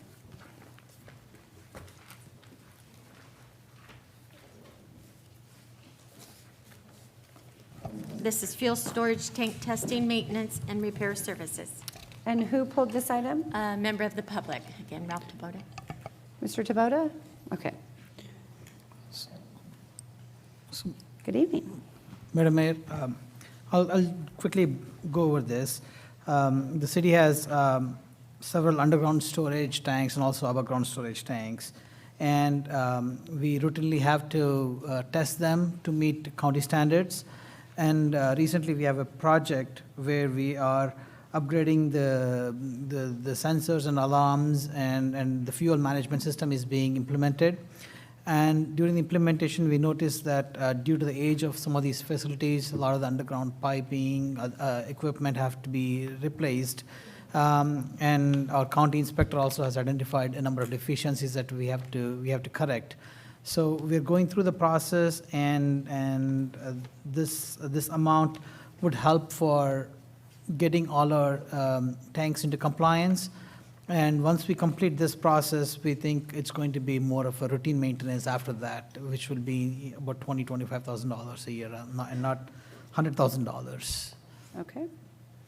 Okay, Mr. Limit, anything else to add? Good evening, Madam Mayor and Council. Just going on the back of what Raja Setharaman just said, this is implemented about 2 years ago. It was approved with a fuel authorization management system. As we were installing the fuel authorization management system, it became apparent that some of our aging infrastructure needed to be updated. And as we were going through this, we also found many, like Raja said, many electrical issues that were out of compliance. So this will bring us back into compliance as we move forward with our goal is to get the fuel authorization system management online at all sites. But the objective that the city has been working on for quite a few years now is to move all underground storage tanks to above ground storage tanks. Currently, 7 out of our 12 sites are above ground tanks. And just last year, 2 of the sites, Fire Station Number 1 and the Police Department new generator, emergency generator replacement project, were 2 of those successful projects. And any new facilities moving forward would be switched into above ground fuel tanks. Thank you. Okay, Mr. Taboda, did you want to speak to this item? And then I'll take questions from the council. Madam Mayor, can I just ask that we just get the screen set on one thing? It's flickering back and forth between 2 things. It's super distracting. Okay, Mr. Taboda. Thank you. Well, I'm glad the city's moving from underground to above ground, but reading from the staff report, as the installation of the city's new fuel authorization system has progressed, it has become apparent that many of the city's fuel sites are antiquated and require extensive maintenance and upgrades to meet county, state, and federal regulations. Was there any analysis 2 years ago when apparently this authorization system was approved, some kind of cost analysis between city-provided tanks and or going outside for fuel? Number 1 question. Number 2 question, is there any kind of analysis that would be done now? We're talking about budget. You know, one of the council members mentioned we're in budget season. Everybody's looking at financial challenges. I challenge the city to take a look at this. And is it cost effective to have 12 tanks, which are nothing but a pain in the rear? You've got county, state, federal regulations. You're going to have remediation if the underground tanks leak. We talked about excavation here. It sounds like all of this work's going to be more than $100,000 spread over 3 years. That's $33K a year. That's not very much dealing with underground tanks or above ground tanks for that matter. I would like the city to do an analysis now, maybe before they start spending more money, because they're talking about, you know, Raja mentioned the operating costs, but you're also talking about capital improvement costs. How much are the capital improvement costs? It doesn't say here. So before this gets approved, I think under the context of thinking outside the box and what can city do to reduce costs, do a cost analysis of does it cost the city, is it cost effective to maintain these tanks or maintain some of them? Maybe you need them for the fire stations, maybe not. But, you know, there's a gas station a quarter of a mile from City Hall. You know, that worked. The company I used to work for had a huge underground tank, probably 6,000 gallons. Back in 2006, 2007, they took it out because it was no longer cost effective to maintain that tank. There was too many permits to get. They had leakage, remediation cost. It just was not cost effective for these tanks. And I challenge the city to take a look at this. Think outside the box about it. It just, to me, it just seems like it's not, you know, it's a hassle to maintain these. You've got annual permits. You've got finance who has to write checks every year to pay for those permits. I mean, how much is these tanks costing the city to maintain them? Hard cost and soft cost. Thank you. Thank you. Any further questions? Comments? Okay, since I got the solutions to almost everything around here, did run into a problem like that. So yes, if you got a tank either underground or above ground, you do need permits. But if you've got a fueling truck sitting on the ground, you don't. And then when it runs out, you bring in a bigger tanker and you fill it back up. Why don't we take a look at that? Just park a trailer out there. well, it can't really be a trailer. It's got to be something that could be moved with a motor, but you can get a fueling truck. Then when you need it, you can move it. You have an asset. You don't have a tank buried in the ground that you've got to maintain all the time. Perhaps that's thinking really outside the box. Thank you. Okay, is council, is there a motion? I have a question first. Okay. Councilmember Guinness, do you have any questions? No. Councilmember Reynolds, any questions? Mr. Sethuraman, can you comment on some of the alternatives suggested by the speakers? Before you comment, Mr. Sethuraman, I just want to make sure everyone understands what we're voting on here. We're voting on the service agreement with a private outside contractor to service the tanks. So can you comment on what, we don't have before us tonight other options, but what other options do we have, if any? Madam Mayor, you're right. We don't have any other options at this time to offer you. We are not talking about leaking storage tanks. That's not what we are talking about. We are talking about the infrastructure that helps in making these function, and that includes a fuel management system and other sensors that go along with this. So there are some electrical conduits that go under our fire stations and connecting the fuel stations with the fuel management system. Is replacing those conduits, things like that. So we are not talking about leaking tanks or damaged tanks. So that's my answer on that one. Okay, Mr. Lindeman, I think the other question that Mr. DeBoda had was, can we just get rid of all these tanks and do something else? Is that an option? Madam Mayor, that's an expensive proposition. Even to get rid of a tank, it requires extensive analysis to make sure it's done properly. One is removal. Then what's the alternative? Then you have to build an above ground storage tank, and that costs about $200,000 to $300,000, $1,000. So that's expenditure that we have to incur. So unless we have an issue at this point, we don't recommend that we go about that. If we're replacing, definitely we go with an above ground. But until at that time, if these are functioning, we want to make sure that they're functioning right and they meet all the standards. And do you think this is the most cost-effective way for us to manage this right now? That's right. Okay. Okay, Councilmember Reynolds, any other questions? Councilmember Chavez, any questions? None, Madam Mayor. Councilmember Mar, any questions? Can you just confirm this pricing does not include the actual performance of any of the testing? Actually, this does include all our maintenance cost testing and supplications, submittals to the county and state. This includes monthly take testing, pressure testing, our quarterly testing, and annual testing.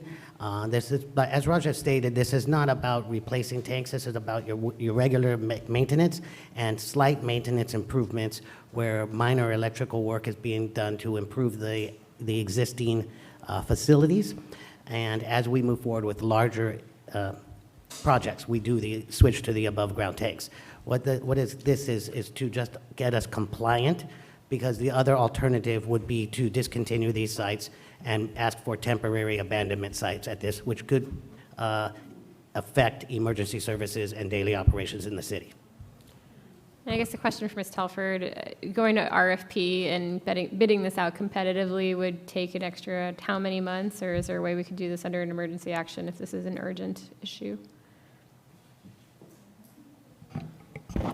I don't know if this really qualifies under our emergency section of the ordinance, because it is something that we have before you tonight.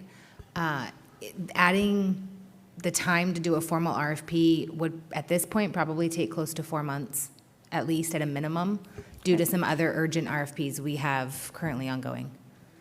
So I guess what I'm wrestling with is that, I mean, there are some things that are clearly emergent because we need to be able to test to meet requirements, but then the actual function of the testing itself over a period of 3 years is hard to describe as emergent. And so if we're doing this this almost seems like this should be two pieces, right? If we need to do maintenance and repair, absolutely, let's sole source it, get it done. But over a period of 3 years, maybe we had an opportunity to put out an RFP, be more competitive for all of that extra labor that's not necessarily emergent repair. Councilmember Marr, well, this is this initially here is asking for a $100,000 first year to get us to get us compliant, to get us past through all our testing and get all the sites up to standards. Going forward, hopefully next year, this would drop significantly down to $25,000 to $30,000, put us in line with other cities such as Newport that are currently all compliant. This is also utilizing a contract through a cooperative agreement with the County of Orange. And what we have found by going through our own RFP processes is usually it is not, we cannot beat the prices in the cooperative agreements already done by the County of Orange because we are such a smaller site. And it's also the nature of this business. Fuel management, there are not that many people in Southern California certified to do this type of work. Okay, so I'm still seeing over an initial period of 3 years. So it's a 3-year contract, but we expect to spend the entire $100,000 in year one. Is that right? We would like to break that up, but it could be spent in year one, and then it goes back to a standard maintenance cost. We have been doing this same sort of thing for not to exceed amounts under manual PO for $20,000, whether it's 1 year, $20,000, and it had to be done. It continues to be done. But when we started the upgrade to the system, it became apparent that some of our infrastructure was not compliant. We had things that were done 40, 50 years ago, which are no longer acceptable to the county, and we need to just upgrade those items. It's not major construction at each site. We have many of our sites, like I said, 7 out of 12 are almost perfectly compliant, and all they do is come in, do testing, pressurizing, and pass those sites. And then, Councilmember Mar, it has a 30 days written notice termination, so we can terminate this contract with 30 days notice. It's at page handwritten 15. Yeah, I know. It's just, I'm trying to reconcile. It's emergency. We need to get it done, but it's a 3-year contract. So. Well, they didn't say it was an emergency. No, that wasn't said. She said it's not an emergency. Well, the justification for bringing this forward and sole sourcing it is that this is urgent work that needs to be done quickly. So I guess I shouldn't use the word emergency. Urgent is a better word, perhaps. Yes, that's a better word, but Okay. Councilmember Mar, it's not a sole source, it's a cooperative agreement, so it Right. has been bid by the County of Orange. Right.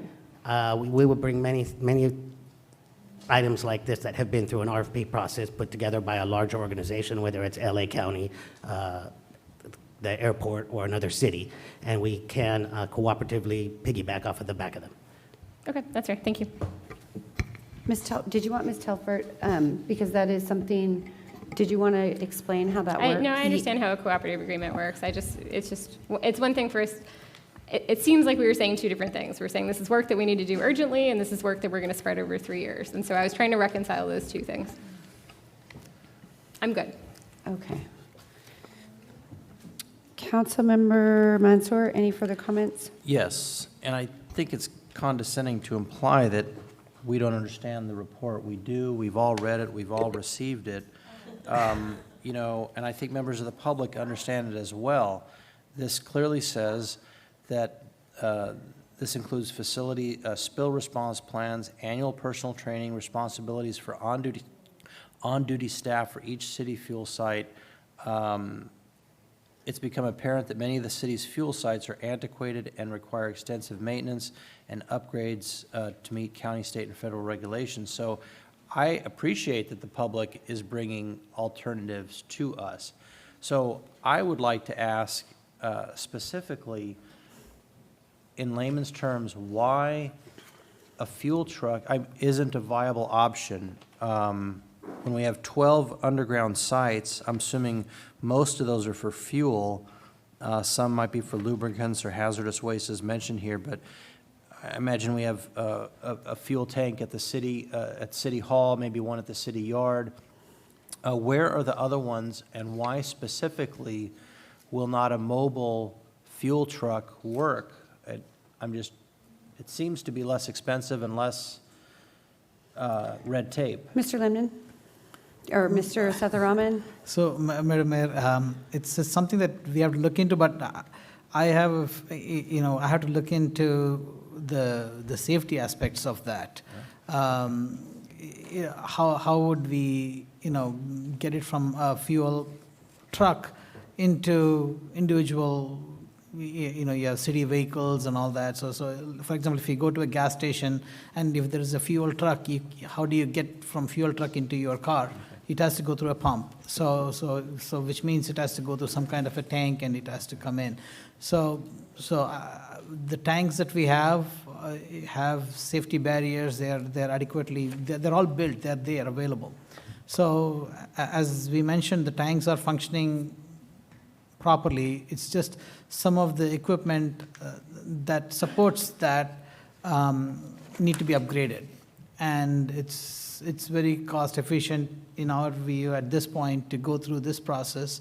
And if there is, if we discover that if there is a tank that's the problem, the solution that we do is we have the tank removed and we build a above ground tank. So that's kind of what we do. So I don't know what the safety aspects of the above, just having a truck are, but that's something that we have to look into. So the goal long-term is to have less in-ground and have them all above ground? That's the plan. Okay, thank you. I appreciate that. I will be supporting this tonight. I would like to encourage us to think outside the box on future upgrades. Thank you. Mayor Pro Tem Stevens, did you have any questions? I think we should think outside the tank. No, so I just have a quick question. What are the hazardous wastes that are held within these tanks? The city currently has one hazardous waste tank, which is recycled oil, radiator fluid, and has no pump attached to it, and it requires very little maintenance as long as it's not leaking. It is pumped out by a recycling company that comes and cleans it. All our hazardous waste that's held in a storage tank goes through a recycling program and gets used in the port of Long Beach. Thank you. Okay, thank you. No condescension intended. I was trying to facilitate because there seemed to be some confusion about what different staff members were saying, and I was just trying to facilitate to make sure everyone was on the same page. I have high respect for Councilmember Marr, given that her area of expertise is to deal with major projects and clean energy, so I have no question that she understands. Councilmember Mansour, I challenge you to find anything in the sentence that you read that would lead you to believe that this was an emergency. But I Didn't will say it was an emergency. I will, at this time, move the item. Call for the question. Motion carries 7-0. Okay, we're going to take a brief break before we move on to the first item.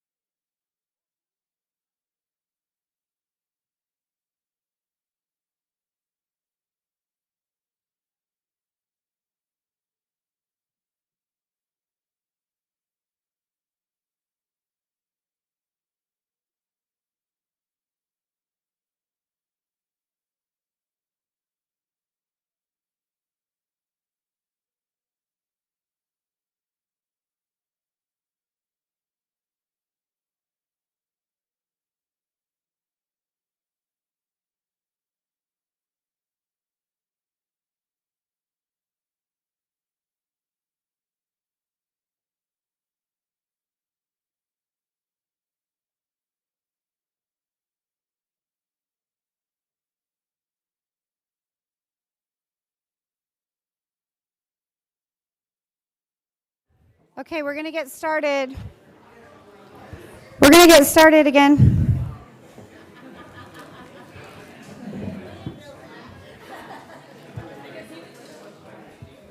Council, if you could come back to your seats, please.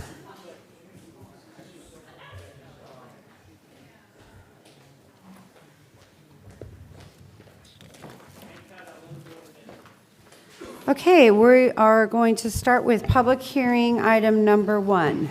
Thank you. This is public hearing for fiscal year 2019-20 funding priorities for the Community Development Block Grant and Home Investment Partnerships Program and substantial amendments to the annual action plans for fiscal years 2016 through 17 and 2018 through 19.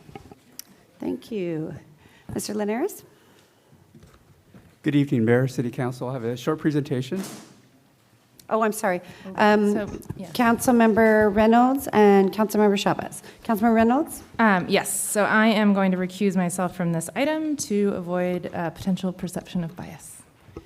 Councilmember Chavez? Same exact thing. I'm recusing myself for consideration and presentation of this item, just to avoid caution in all items. Thank you. Okay, thank you.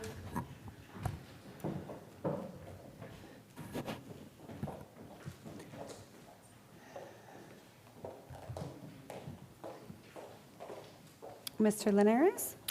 Thank you, Mayor, Council. As indicated, the item before you is a public hearing and a request for authorization to submit the 2019-2020 annual action plan and then amendments to the 2016-17 and 2018-19 annual action plans. The action plan is the city's expenditure plan for CDBG and home funds that are submitted to the U.S. Department of Housing and Urban Development. The amendments are requested in order to reallocate funds programmed in prior years to a new activity.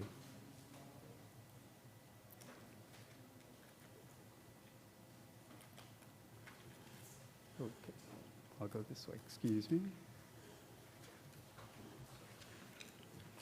So the city receives approximately $1.4 million from the U.S. Department of Housing and Urban Development for the two grants. The Home Investment Partnerships Grant, which can be used to preserve and expand housing opportunities for low-income Costa Mesa residents. And the Community Development Block Grant, which must be used to meet 1 to 3 national objectives, eliminate conditions of slum and blight, meet an urgent needs such as a natural disaster, and or benefit low and moderate income individuals. And this is where the city's program is primarily focused.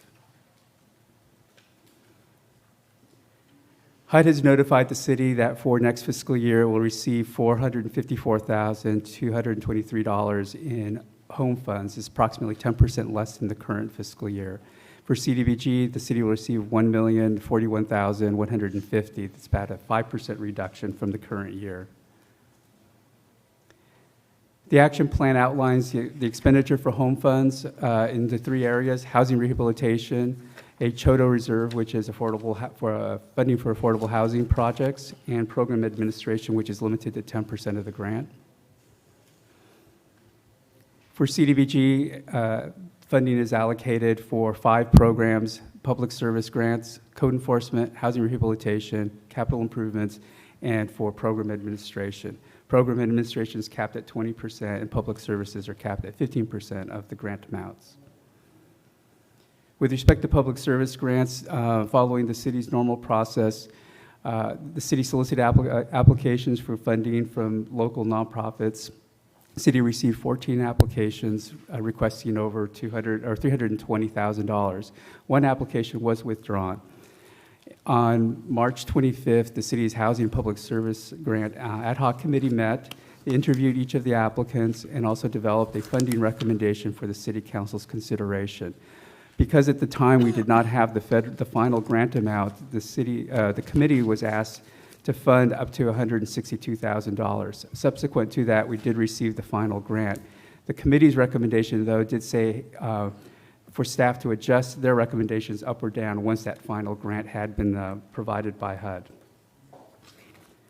This table is a modified table that you can find on page 13 of your staff report, but it shows the grants applicants, the population they proposed to serve, the amount they requested, the average score of the committee, and then the grant that's being recommended that's in the action plan, which has been adjusted for the reduction in anticipated funding. The public service recommendations basically break down to 45% of the funds allocated for senior services, 31% for homeless, and 12% respectively for both youth and low mod services. With respect to the substantial amendments, in March of this year, the City Council approved acquisition of 3175 Airway Avenue for the purpose of creating a bridge shelter. The staff report identified reprogramming CDBG funding as a way to pay for some of the improvements that will need to be taken on at the property. Because funds are going to be moved, it does trigger a substantial amendment. HUD identifies that as any time we change the purpose, scope, location, or the beneficiaries of an activity that exceed 25% of the home or CDBG grant, that we must go through the substantial amendment process, which basically means a public hearing and a 30-day comment period, very similar to the action plan requirement. The projects where funding will be reallocated from or proposed for reallocation are the Hammett Park ADA improvements from 2016-17 fiscal year, $275,000. Shalimar Park improvements, $50,000. City Hall first floor ADA improvements, $300,000. Those were current year projects. And the city also had $350,000 of unprogrammed, uncommitted CDBG funding. So we're taking the opportunity to commit those funds to the project as well. So in total, $975,000 would be reallocated from existing activities as identified and submitted to HUD to the new project, the improvements at the Airway Avenue property. Again, the city is required to hold a public hearing. We did publish a notice on April 19th that identified the 30-day comment period and also the tonight's public hearing. I have not received any public comments, and the council approves authorization and submission of the plans. We plan to submit them to HUD by May 24th. That concludes my comments. I'd be happy to answer any questions. Councilmember Guinness, any questions? Is May 24th a mandatory deadline, or is that just what we're shooting for? And if not, then what is the mandatory deadline? Mayor, Council, the regulatory deadline was actually May 15th. However, because the federal government was, again, late in submitting, approving a federal budget, cities have the ability to submit their plans. The drop-dead statutory deadline is actually August. If the city does not submit an action plan by August, then they forfeit both the grant funding. Okay, thank you. Ms. Barlow, I have a question. Because we have two members who are out, and then is there a way to separate out the $275,000 from the Jack Hammett site?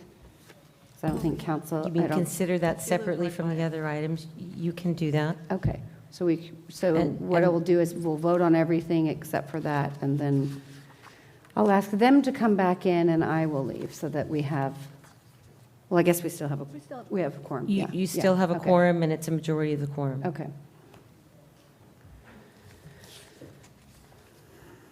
Just as a reminder, if we could be sure to have our radius checks and make sure we have that analysis done, Ms. Barlow. Yes. Okay, thanks. Okay. Councilmember Marr, any questions? No questions. Councilmember Mansour? Yes. Mr. Linares, do we have a side-by-side comparison for what and or how much and who we spent on last year compared to this year, specifically, or more specifically for the public service grants? Did I miss that? Yeah, it's in there. I believe attachment, Mayor, Council, I believe attachment 2 of the staff report is a table that identifies the current year grant and then the proposed grant. Handwritten, page 13. Oh, yeah, current. Wait. Current year grant, And, recommended. And this slide on the screen also has that same information for the public. Okay, so Stand Up for Kids, Families Forward, and Second Chance OC are not being funded this time around. They were funded last time, but not this time. That's the recommendation of the committee, yes, sir. Oh, right, okay. And then, so youth employment increased by 4,000, Council on Aging increased by 3,000. Okay. Do you know what the reason was, generally speaking, why some of these were not funded, especially Second Chance OC? Was it performance-based, or what was the reasoning? Mayor, Council, the committee is provided both accomplishment information, obviously for some of the newer agencies such as Second Chance. This is their first year of funding, so they don't have an established history with the city. So, but they are provided a 3-year funding history, expenditure, and accomplishments as well that they can consider. They have a substantial application that they review. With respect to some of the homeless services, we had the city's homeless outreach staff came and did a presentation to the committee before they did their interviews so they could understand the importance, the value of the various partners. As part of that, the committee really, there is rating criteria that has been approved by the City Council, so they do utilize some of those. There is some objectivity that is part of the process, and basically, again, we let the committee, it's their scores, their average scores, that are utilized to come up with the ultimately the recommendation. We do have a representative of the committee here this evening that can maybe share some more information if you'd like on that, of their process. I appreciate that. That's all my questions for now. Thank you. Thank you. Mayor Pro Tem Stevens, any questions? Yes. So I had the same reaction as Councilmember Mansour. We have 2 agencies that are addressing the homeless issue, which we've made obviously a huge priority. And it seems to me, I'm talking about Families Forward and Second Chance, that actually within the last year, both of those organizations have made a demonstrable commitment to helping us achieve our objectives. Families Forward, for example, purchased an apartment in Costa Mesa, and they're housing, as I understand it, 8 families for permanent supportive housing. Second Chance has, created job opportunities for even people that are currently in our shelter, and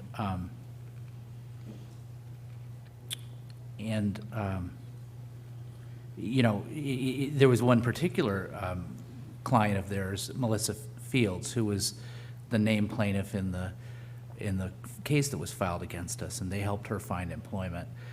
So these 2 seem to be pretty good partners on an important issue, and I guess I'm just struggling with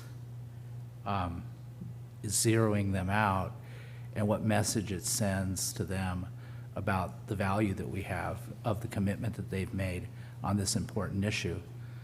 And then regarding Mercy House, and I'm not in any way diminishing their contribution because it's huge. We have a contract with them, and it's $1.457 million. I think that seems like it should have a pretty broad scope. Yet we're proposing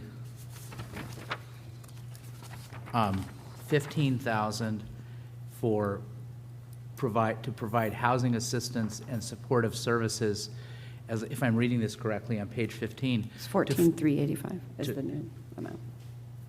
14, whatever, 15, Yeah. Close enough. I'm going to round up. To 5 Costa Mesa residents, which is, again, rounding up $3,000 per resident. And then we've got, and again, I'm rounding up, 15,000, I know it's less, to 8 residents, and that's approximately $1,800 per resident for the rapid rehousing.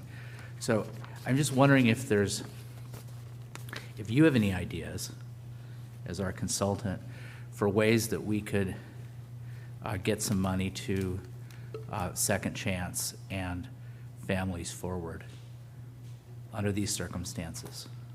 Mr. Linares? Mayor, Council, well, ultimately, I think the decision to reallocate will fall on the council.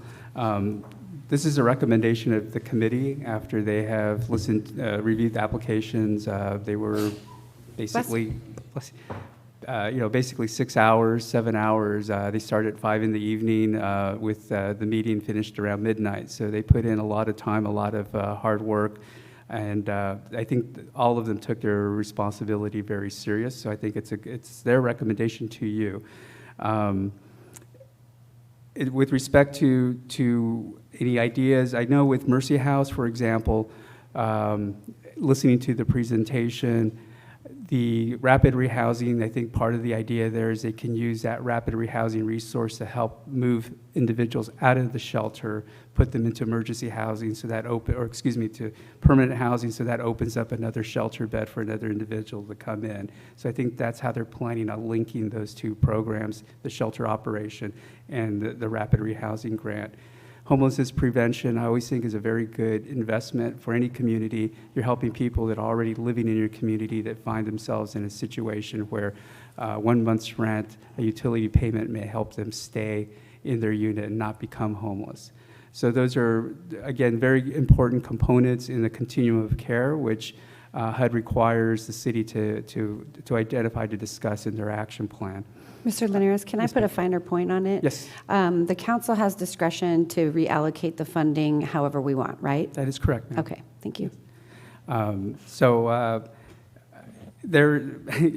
said what I was just going to say is it's a tough decision. The committee puts a lot of time and effort into it, and obviously there's always, in past years, the council has taken that action where they have looked at grants and had made modifications. One of the handicaps that the committee does have to work with is the council-approved policies and procedures does require them to have a $15,000 minimum grant. So when the HUD grant keeps getting smaller and they have that handicap, it makes it hard for them to start funding programs that maybe didn't rank as high, still very valuable. I don't think this is a reflection of the value of the programs. It's just the committee had to work within the confines of their policies and procedures and how much funding was available. Mayor Pro Tem Stevens. I have a couple follow-ups, because just to take it from another angle, can you put the pie chart back up there? For public services, sir? No, the pie chart that shows there you go. For the services. Got it. Yeah. So that allocation, what's the basis of the allocation? 45, 31, 12, and 12. That is based on this table, sir. If you add up the populations to be served, homeless, seniors, it's just a subtotal of the 4 categories and then just based on the total amount available. Okay, so They're not divided into that. That's just showing what that allocation equates. So of all the senior services recommended for funding, they total $70,045, and that equals 45% of the total amount of funding available. okay, so let me ask it a different way so that I understand it in layman's terms. So I'm just teasing. So it's not like the committee was tasked with these numbers and said, we want to have this allocation of the funding. It's, they made their decision based on the presentations, and then in this pie chart, you're just reflecting the decisions that they made. Okay. Mayor Pro Tem, that is absolutely correct, yeah. It's a Okay. reflection of their recommendations. So this doesn't at all constrain us at all. Okay, I got it. Thank you. Okay. Any other questions?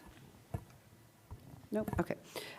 So the one question I have is, Ms. Telford, is this expected, this roughly, $29,000 that's being recommended to be allocated to Mercy House, is that expected to reduce the size of our contract? No, these are public service grants above and beyond our shelter operations contract. However, this does provide a benefit within our community. Okay. So my concern is that we are investing a lot of money into one organization, and that's for the crisis component of homelessness. And some of the other organizations that got left out, I'll give you Families Forward, Second Chance are two, they're at that next phase where we have a gap in services that's been identified by our city staff as to where there is a need for actually placing people into permanent supportive housing and having more permanent supportive housing available, as well as helping people to obtain work so that they can pay for housing, you know. So I guess I'm just concerned that the committee, you know, kind of front-loaded Mercy House. Love Mercy House. They do a great job. It's nothing about that. But they have a lot of funding sources right now. And so I'd like to see the money spread out a little bit more to provide some of those gap areas, funding for some of those gap areas. That's all. Okay, we'll open this item up for public comment. Anyone wishing to speak to this item? Please come to the podium. Well, good evening, Mayor Foley, Mayor Pro Tem Stevens, and council members. My name is Madeline Hernice, and I'm with Families Forward. First, I want to thank you for the kind comments. Families Forward, we are in our 35th year as a service provider working to end family homelessness, working with families that are either experiencing homelessness or at risk of falling into that. Prevention is a very critical component. I definitely agree with our consultant Linares. We've had the pleasure of working with the city of Costa Mesa over the past several years, utilizing community development block grants, working with the amazing city staff at the Network for Homeless Solutions, notably, of course, Stacy and Muriel. They're, of course, don't need any explanation of the incredible work that they do. For the last fiscal year, 2017-2018 CDBG year, we served 37 children and adults with that funding that we received. Overall, we served 233 families that year, which is about 700 children and adults. And we're able to place families back in their hometowns, home cities, because that's the goal, is to get families back in their communities in 25 out of the 34 cities. So there's a lot of work to be done. We were definitely disappointed, but I can say that we are committed to continuing the great work here in Costa Mesa and serving those families.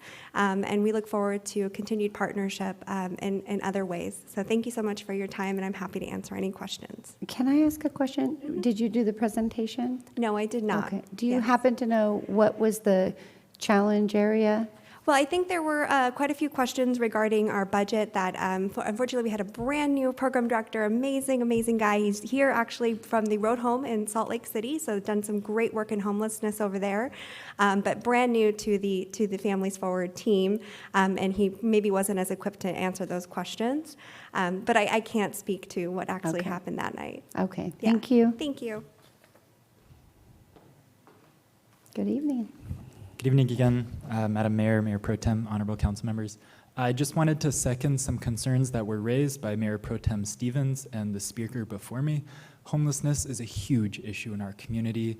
At UCI, where I go to school, a surprising number of students face this issue in their time. So I want to urge you, in looking at the overall allocation of this funding, this is a priority. Homelessness is a huge priority. Youth is a huge priority. Low-income families is a huge priority. And maybe doing a more equitable distribution of that funding so it's not a substantial amount going towards one specific population. Thank you. Thank you.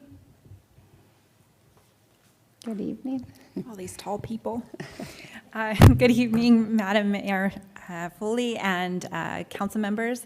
I'm Wendy Weeks from Youth Employment Service, the Executive Director. And first, I'd like to say a huge thank you for your past funding that you have been able to provide us in the past. And also just wanted to go ahead and give a quick update of what we've been doing this last fiscal year in Costa Mesa. We've actually been able to extend our programs into the high schools, as I mentioned during our interview. But at this year, we were able to get into speaking to over 200 students that were part of the senior exit project over at Costa Mesa High School. That was utilizing 130 volunteers that took 4 days to do mock interviews. So if anybody peeked their head in during that day, I'll tell you, we've got a lot of really great responses back on the feedback that we got on how prepared the kids were getting and being able to help them understand how to get into jobs. After that, we also had an Amazon hiring fair is what we called it, and we actually had 10 Costa Mesa clients that showed up for that, and a job fair just 2 weeks ago. And so with that, we've had another 10 kids who've gotten jobs, and that's before the summer has actually been declared, so that's when we usually get the majority of our responses back in on how many have gotten jobs. And one last tidbit is that I wanted to let everyone know that when it comes to the homeless issues that we're working with here in Costa Mesa, Youth Employment Service has been working more and more with our community partners that do help our homeless communities, with nonprofit partners such as Project Hope Alliance that are here in Costa Mesa, and helping to strengthen our partnership with them for this next fiscal year. We've actually designed a completely new program that we're working with just to alter straight for their kids, and then also other organizations that are outside of the Costa Mesa area. Thank you. Thank you. Any questions? Questions? No? Thank you. Next speaker. Good evening. Hi, my name is Chris Cabero. I am on the Housing Committee. If you have any specific questions, I'd be happy to answer them. But the group that we met for quite a few hours, and we did have a strong consensus at the end of it. So I'd really recommend, I'd like to have a recommendation to keep the funding as we. Can I ask you about the Families Forward? What was the challenge? It was just a cost-benefit analysis. We didn't have enough funds to fund everyone, and we thought that it was very expensive for the results that they were getting. So that was the reason that we decided not to fund them. Again, with the $15,000 minimum, there are some restraints as well. So we couldn't give some charities, $5,000 or $7,000. That was the minimum. So our hands were tied to some extent in terms of what we could do with the money. Okay, thank you. Yeah. Good evening, council members. My name is Sergio Espinoza. I'm with the Community Senior Serve. I manage here the lunch program in Northern and Central Orange County. I just wanted to take the time and thank you guys for your past support. Your financial support does help our Congregate program, which is actually held here in our Costa Mesa Senior Center and our homebound seniors. Just wanted to take the time to share a little story here from one of our participants in our lunch program. Her name is Maria C. She comes to the program Monday through Friday, and she's been coming in for the last 4 years. Something that she highlights is the fact that not only when she started coming to the senior center, she built relationships and friendships, not only with the members here, but with the staff here. So I just wanted to reassure you that thank you for the support, that you are impacting lives, and you are helping the malnourished seniors here in Costa Mesa. Thank you so much. Thank you. Okay, anyone else wish to speak to this item? So along with having the kids start the program, which puts it on a good tone, it's really great when you hear all these people that are actually doing something, actually making a difference, come forward. And I love it that the city helps these groups that actually accomplish something. But I'm going to ask you, because I see that we're going to be putting a large amount of money into the homeless shelter out by the airport, Newport Beach. I call task force stall forces because so far in my experience, they seem to stall and talk and not get things done. Whereas Costa Mesa seems to have actually gotten something done with the homeless situation. So is there any way, because where we're going to put the shelter, it's right on the border of Newport and Costa Mesa. Is there any way you could get together with Newport because they're looking for a place for a shelter? Is there enough room in our building that you purchased to have a joint venture up there? Because then they could put in a lot of money, and that would help us, and then you'd have more money to give to all the other people that are doing a good job. Thank you. Okay. Close the public comment. Council? At this time, we're going to only vote on the public service grant recommendations, then we'll take the other items separately. Okay, this is going to be complicated. By the way, what I'm going to do here in no way, I'm going to go really, What? oh my gosh. Oh my goodness. Are you okay? What was that?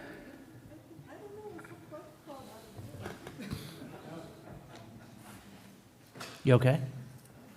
Okay, All right. moving on. So what I'm going to do here, I might not even get a second, but I'm going to tell you what I'm going to do. I'm going to be very transparent about it. It in no way diminishes the work, the hard work that the committee did. I appreciate their work. It in no way diminishes the hard work and the good work that is being done by all of the organizations that I'm going to suggest that we trim a little bit so I can get $15,000 each for Families Forward and Second Chance, okay? So here's how I propose to get $15,000 for, roughly, okay, $15,000 for Second Chance and $15,000 for Families Forward. And I'm going to go slowly. Okay, for the fair, Before you continue, Mr. Linares, can you put up that slide that has all the breakdown? Thank you. Okay, go ahead. okay, Excuse me, Mayor Pro Tem, before you start, just want to make sure when you're looking at making your adjustments that you look at the column with, that's not the committee's initial recommendation, it's the modified. the far right column. Yes, sir. Got it. Yeah, thank you. I did. Okay, I did. thank you. To the best of my ability. So here we go. So for fair housing, and I think I get to 30,000, but you guys do the math. For fair housing, I would reduce that to 15,000.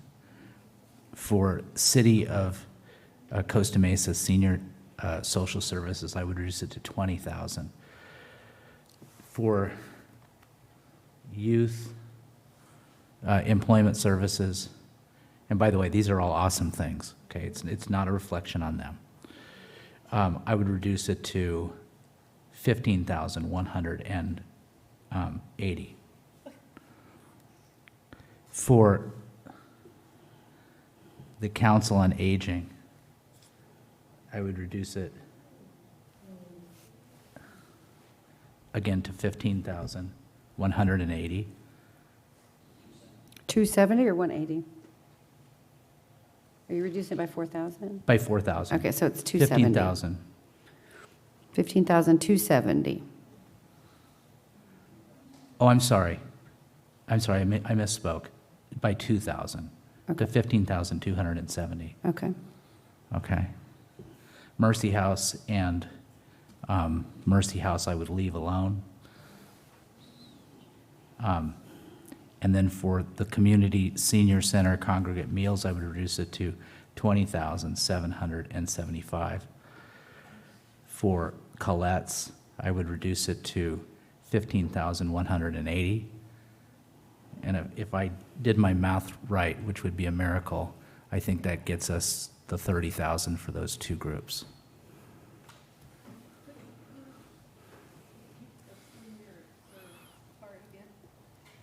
Yeah, that would go down to 20. That's 26,000. You got 26,000 by my count. Is that what everyone else got? Okay.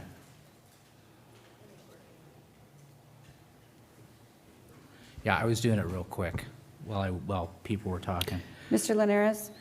Well, first of all, is there a second? Okay. Mr. Linares, can I ask a question? The council can give less than 15,000, right? So we could say 13,000, for example. Madam Mayor, that is correct, yeah. Okay. Then that's fine. I mean, that would, if it adds up to 13,000, that would be my motion. Okay. So those are- Does the second concur? Yes, those are equally divided between Families Forward and Second Chance, correct? Correct. So they would Yes. each get 13. Yes. Okay, second concurs. Or Mayor Pro Tem Stevens, you want to speak to your motion? Well, yeah, I've kind of spoken in between here, and I don't want to repeat myself. I think all of these organizations are fantastic and deserving of support. We have to allocate it a certain way. in the last year, we've made a commitment to homelessness as being a high priority. The two nonprofits that I'm trying to get the $13,000 or the $15,000 for have made a demonstrable commitment as partners to help us achieve that. And as Mayor Foley said, in a different phase, in a question of permanent supportive housing, in the case of Families Forward, and finding people jobs in the case of Second Chance. And so I don't think that there's any of the others here that are achieving that. So I think we need to spread around our finite and limited resources to address all of the issues relating to all of these very worthy concerns. Councilmember Mansour, would you like to speak to the motion? No, I support it and I agree with it. Okay, Councilmember Guinness, any further comment? I am wondering if, well, I'll offer my explanation first.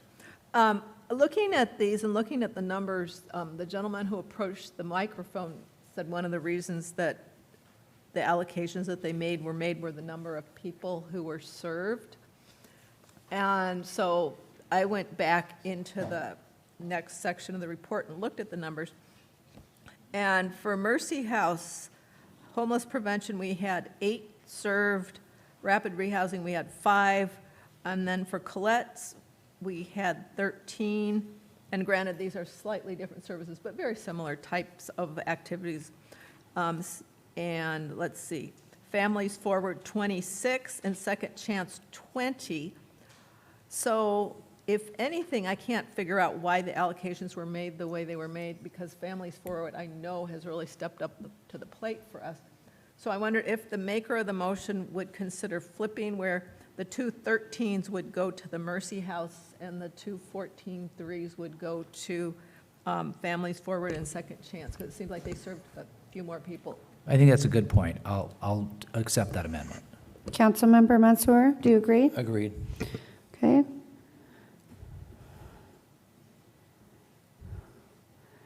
Councilmember Marr, any questions or comments? I will not be supporting the motion. I think we've got a committee that spent 9 hours working on this for a reason. I didn't hear the presentations that were given, but I know the reputation of Families Forward, but I didn't get the presentation or all the information, so I don't feel comfortable reorganizing allocations. Okay. I will be supporting the motion. I think that these two partners are important community partners that are already part of our network for homeless solutions, and we need all the help we can to move people out of the shelter into permanent supportive housing and into employment. And so that is why I support the motion. I think, unfortunately, the federal government has given us less money than we've received in prior years, and so we have less money to work with. But I do think that an allocation is important. So happy to support the motion. Okay, call for the question. Motion carries 4-1. Councilmember Marr voting no. Okay. Now we will move to the second item. Mayor Pro Tem Stevens, I'm going to have you lead the meeting so I can step out because I have a 500-foot conflict because I live right behind Jack Hammett Sports Complex.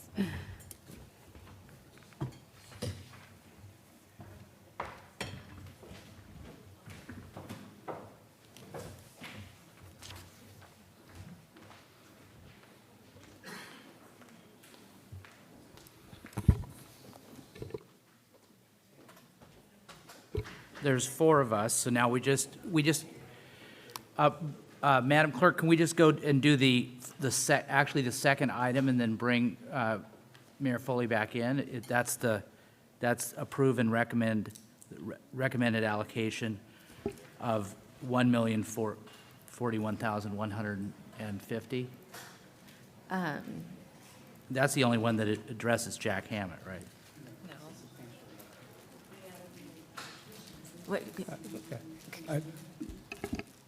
Mayor Pro Tem, I believe it's the reallocation of funding, the substantial amendment for 2016-17 that's in question. That's the $275,000 for Jack Hammett to be reallocated for the shelter improvements. Okay. Okay. All right, so I guess I'm just waiting for a motion on that. I'll move to reallocate the funds. What's that?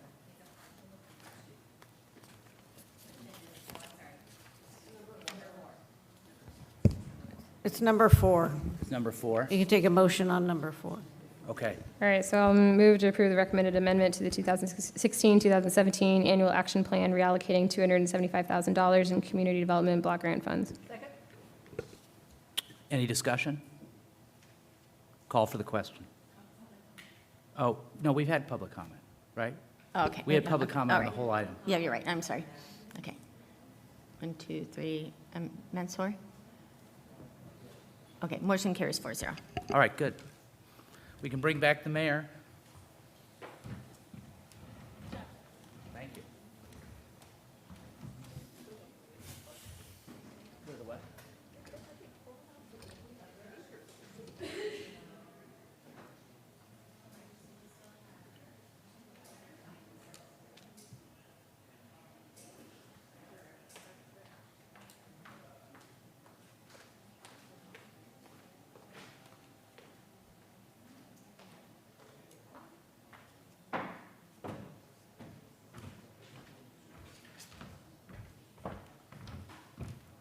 Okay. So we still have 2, 3, 5, and 6. Okay. All right. Excuse me. Yes. We believe the resolution number 6 has the 275 Hammett funding in it also. Yeah, I thought you guys were just going to vote on the whole thing. Okay. So are they coming back? No, I'm sorry, you can't come back yet.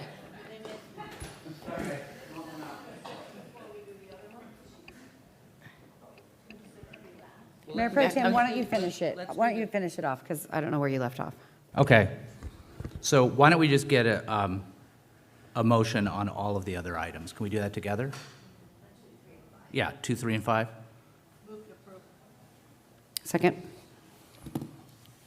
Call. Call for the question. Motion carries 5-0. Okay, now we're ready to move on, right? We need to do 6. Okay.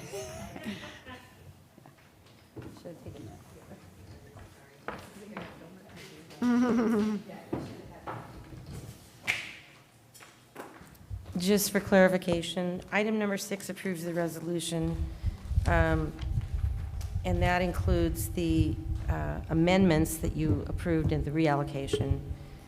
It approves the submission of those changes and submits the designation as the official representative. So all of those items are within the resolution, and they all affect the Hammett money that was reallocated. Okay. Do I hear a motion? I'll second. Call for the question. Motion carries 4-0.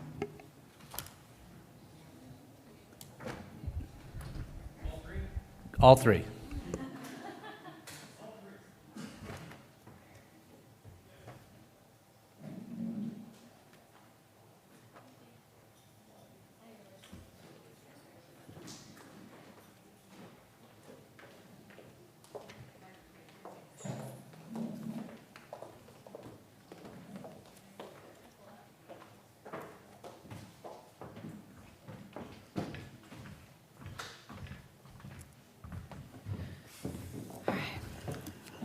Sorry about that.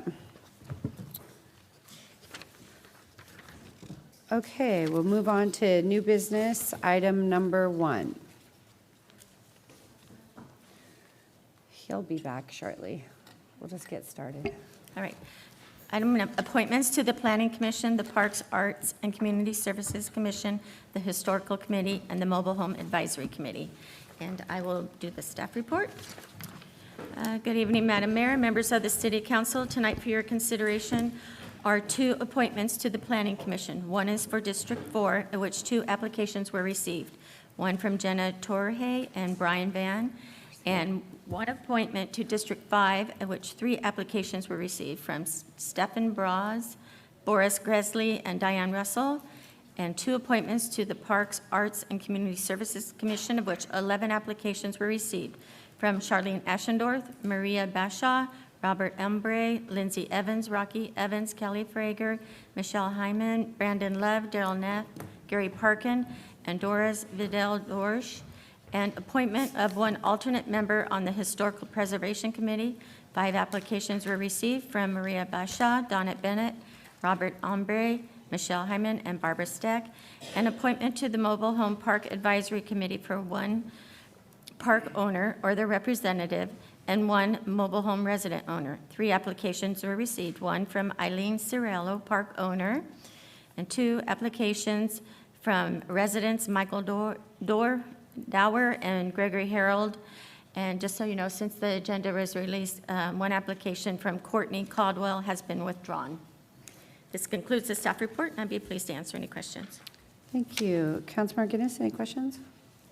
No, thank you. Councilmember Reynolds? Yes, I have 2 questions. Sorry, let me catch up here. So one was, several of the applicants for various of these appointments tonight are active members of committees. If one of those is appointed to a commission tonight, do they keep their committee seat, or are they required to vacate that? It would depend on a case-by-case basis. Just because you're on a committee, it does not preclude you from being on the commission. And so it depends what committee, what commission. But if it's a committee that reports to that commission, you can't hold both seats? Oh, I see. Okay. So it would depend on that. So that would impact the parks and. Because that would be a conflict. Okay. The other question is on, so 2 appointments for the Parks, Arts, and Community Services Commission, both expiring in January 2023. The current body has 5 members, with 3 of those seats expiring in 2023. Is it, sorry, let me split this up into 2 questions. There are 3 seats on the current commission with seats expiring February 2023. These 2 say January 2023. Is the intention that those would be sort of aligned? We put forth just the suggestion to have them be in 2023 because they have the people that will be appointed, possibly have expertise with the senior center and the arts community. And so in order to allow some continuity in their service. But council can choose to have one be retire in 2021 and one serve till 2023. If you Okay, want to. so we have the option You can to do that to if you want to suggest- split it. Because the existing proposal would have 5 of 7 people. That would be okay. Seats expiring at the same Yes. time. Okay. Those are all my questions. Thank you. Thank you. Councilmember Chavez, any questions? None, Madam Mayor. Councilmember Mar, any questions? No. Councilmember Mansour? Did you say no? I'm sorry, Mr. Mansour had to leave. His wife was ill. Oh, okay. Mayor Pro Tem Stevens? No. Okay, I'll open this item up for public comment. Is there anyone who wishes to speak to this item? Please come to the podium. No one, seeing no one? Council, close public comment. Council, here I'm going to start with Planning Commission applicants, District 4 nominations from District 4 Representative Manuel Chavez. Hello, everyone. Glad to be back. Thank you, John. I appreciate that. I want to nominate Jenna Tourget. After talking to both applicants and Okay, hold hearing- on, just, we'll discuss it after. Okay, second by Councilmember Reynolds. Okay. Now you can. So, West Costa Mesa has a few interesting things we focus on when it comes to planning. We've had a perceived fear of wanting to be pushed out of the city in the past, from past council administrations. So really with this appointment, I'm trying to do is have someone that's qualified, which Jenna truly is, but also someone that understands the community, understands we're a close-knit family, if you will. of people that are so fearful of what could be. I feel like Jenna has the capabilities to do outreach. She has the knowledge of communities and how to incorporate them into a planning process. And furthermore, she has the experience through other organizations of bringing people together and getting them involved and engaged in the process. For that reason, I nominate her. Thank you. Councilmember Reynolds, did you want to speak to the motion? Sure. So if you've been at City Hall anytime in the last couple of months and seen right on the first floor 4 vision boards that show ideas for neighborhood improvements in Westside Costa Mesa, those vision boards are from students in a class that Jenna teaches. So that's just an example of her involvement in the community, engagement of community members, and I think real interest in generating new concepts for our neighborhoods. So I absolutely support her. Thank you. Councilmember Guinness, any comments? I would pretty well echo what the others have said, and for those of you who don't know her, read her resume and look into her background, and you will be totally blown away. We are lucky to have her applying for our Planning Commission. Councilmember Mar. No comments. Mayor Pro Tem Stevens. I support the motion. I've been wanting Jenna Torge on the Planning Commission since 2017. We interviewed her back then. I thought she was very good. And she, as I said, as Councilmember Guinness just said, she has a spectacular resume and background in planning. And also, she has the community involvement, including being the interim executive director of MICA, which is an important nonprofit on the West Side. So she really knows the West Side. She will be a spectacular representative of District 4 on the Planning Commission. Thank you. I agree with all of those statements, and I remember interviewing her in 2017 and actually voted to appoint her to the Planning Commission. She didn't make it, but, you know, persistence. Okay, call for the question. Motion carries 6-0. Excellent. Okay. Welcome, Ms. Torge, if you're watching. I'm going to now move to District Representative for District 5, Councilmember Reynolds. I nominate Diane Russell for the Planning Commission position representing District 5. Okay, motion by Reynolds, second by Guinness. Councilmember Reynolds, would you like to speak to the motion? Yeah, so first I want to just acknowledge this process when we made the decision to sort of force representation from different districts. I didn't have a person in mind for this position, and making that move forced me to reach out to the community, and I've met all of these candidates, actually, spent a good amount of time talking with them, and am impressed by all of them. So we're continuing to discover a lot of talent in our community, which is really exciting. I'm thrilled to nominate Diane for this position. I think I met Diane a couple years ago. She's got a great background in housing, which is one of our priorities, very urgent priority, and I think next on our list. So I'm really excited for her input on that. She's out in the community a lot, a great listener, which I think are really important aspects to continue to build in our representation. So, thank you. Councilmember Guinness, would you like to speak to the motion? Ms. Russell has been involved in our community. She's not real high profile. She's a quiet lady, but she's definitely been in there plugging along and rolling up her sleeves and working hard. And she has, as you mentioned, a great background in the housing area, very knowledgeable, and very caring about the city of Costa Mesa. Great. Councilmember Chavez, any other comments? None, Madam Mayor. Councilmember Mar? That's the quiet ones you got to watch out for. No, I've known Dan for probably 5 or 6 years now. You're wonderful. I'm excited for you to serve our city in this capacity. Thank you. Mayor Pro Tem Stevens? I think that she'll do a great job, and I think that it's an excellent nomination. The other people that put in their application are also very qualified, and I hope that they stay involved in the city because they have a lot to offer. Thank you. And I would agree with all those sentiments. I think I first met Ms. Russell when I was on the Planning Commission. So welcome. Call for the question.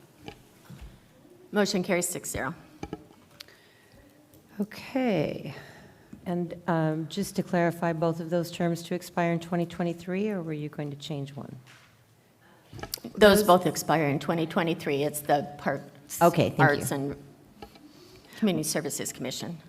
Well, let's talk about that, because I thought that the district representative, that wouldn't work then. Oh, because 2022. That's right, okay.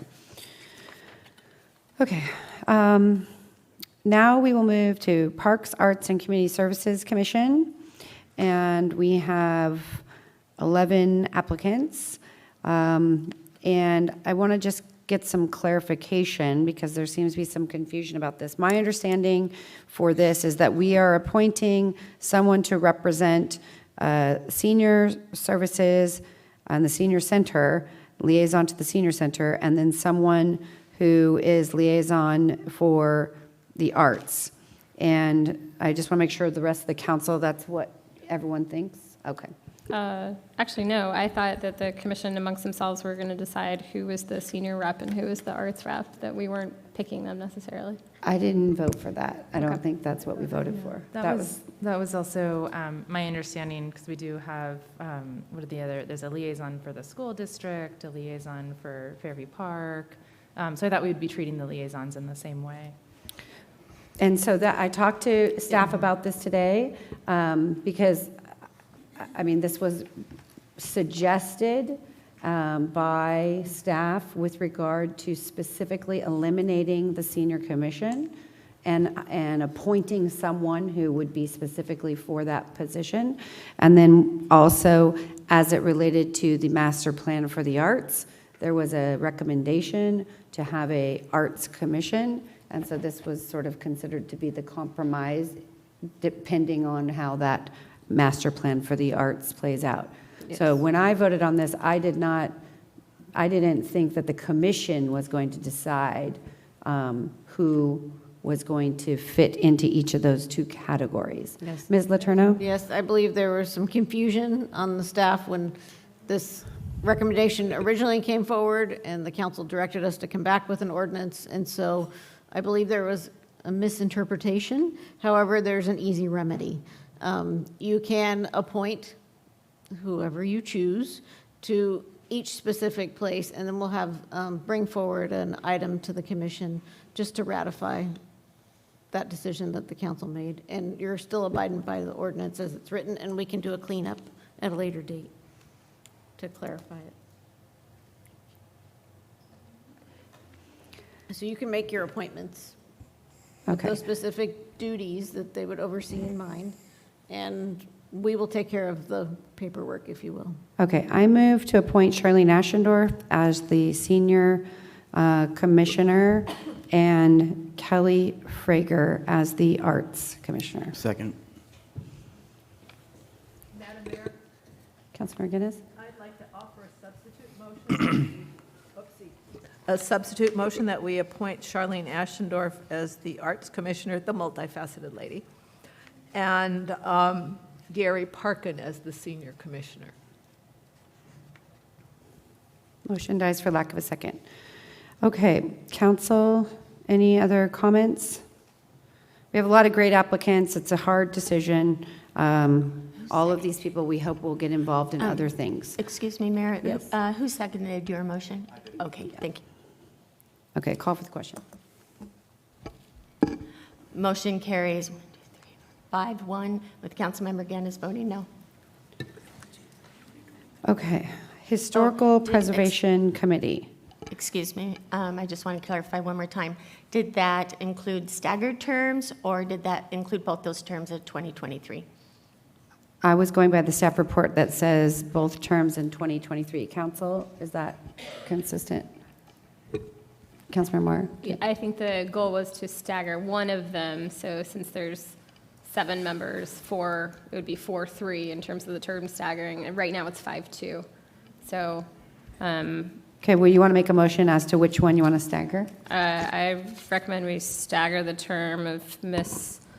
Frager, responsible for the arts, to expire in 2021. Thank you. I was getting there. Math. Second, call for the question. Motion carries 6-0. Okay. Historical Preservation Committee, Councilmember Marr, do you have a recommendation? I'd like to nominate Ms. Steck and Ms. Bashaw.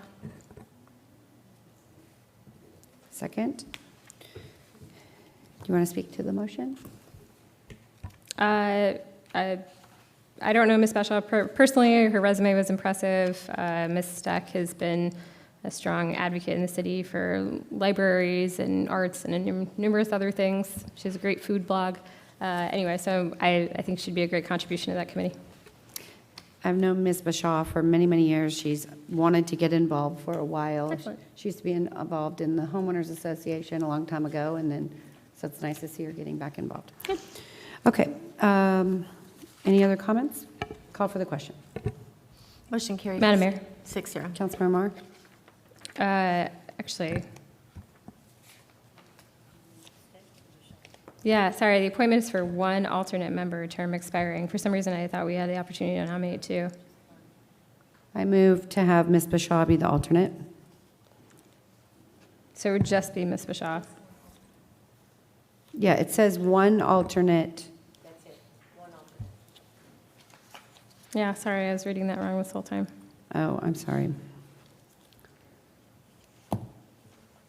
All right, I'm going to ask for a do-over. I'd like to nominate Ms. Steck. Second. Okay, call for the question.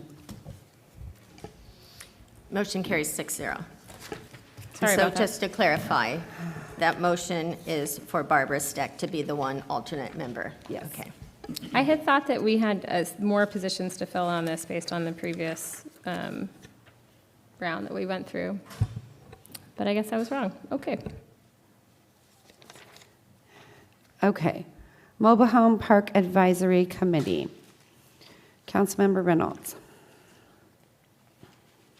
I'm sorry, I thought we were going to make this. Okay, so we need to appoint one park owner and one resident.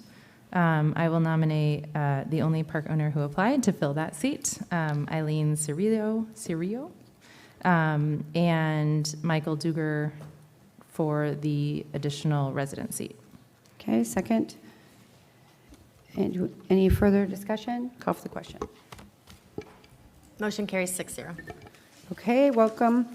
All right, that's it. Right? Yep. Okay, so for everyone who applied, we want you to stay involved on our committees and participate. There's so many activities to participate in. Please stay involved because we always need helpers. Council, any other comments or suggestions? Madam Mayor? Councilmember Guinness. First off, I'd like to apologize, but somehow, I'm not sure what's going on, but there were some bugs, a bug crawled out from like in between my It's papers. okay. And I hope that whatever it is that we don't, they're not here next time. And then also, there was considerable discussion about a climate action plan and energy sustainability earlier. And I would like to point out that while we don't have a whole separate climate action plan, we do have several policies, in fact, probably half a dozen each on climate action, half a dozen on energy conservation, green building, sustainability. Each of those topics, we do have policies in the conservation element of our general plan, and there's discussion that goes with them. So I believe that should we move forward on that, could easily form the nucleus of a new climate action plan. Thank you. Good point. Thank you. Okay, we will adjourn the meeting. Thank you.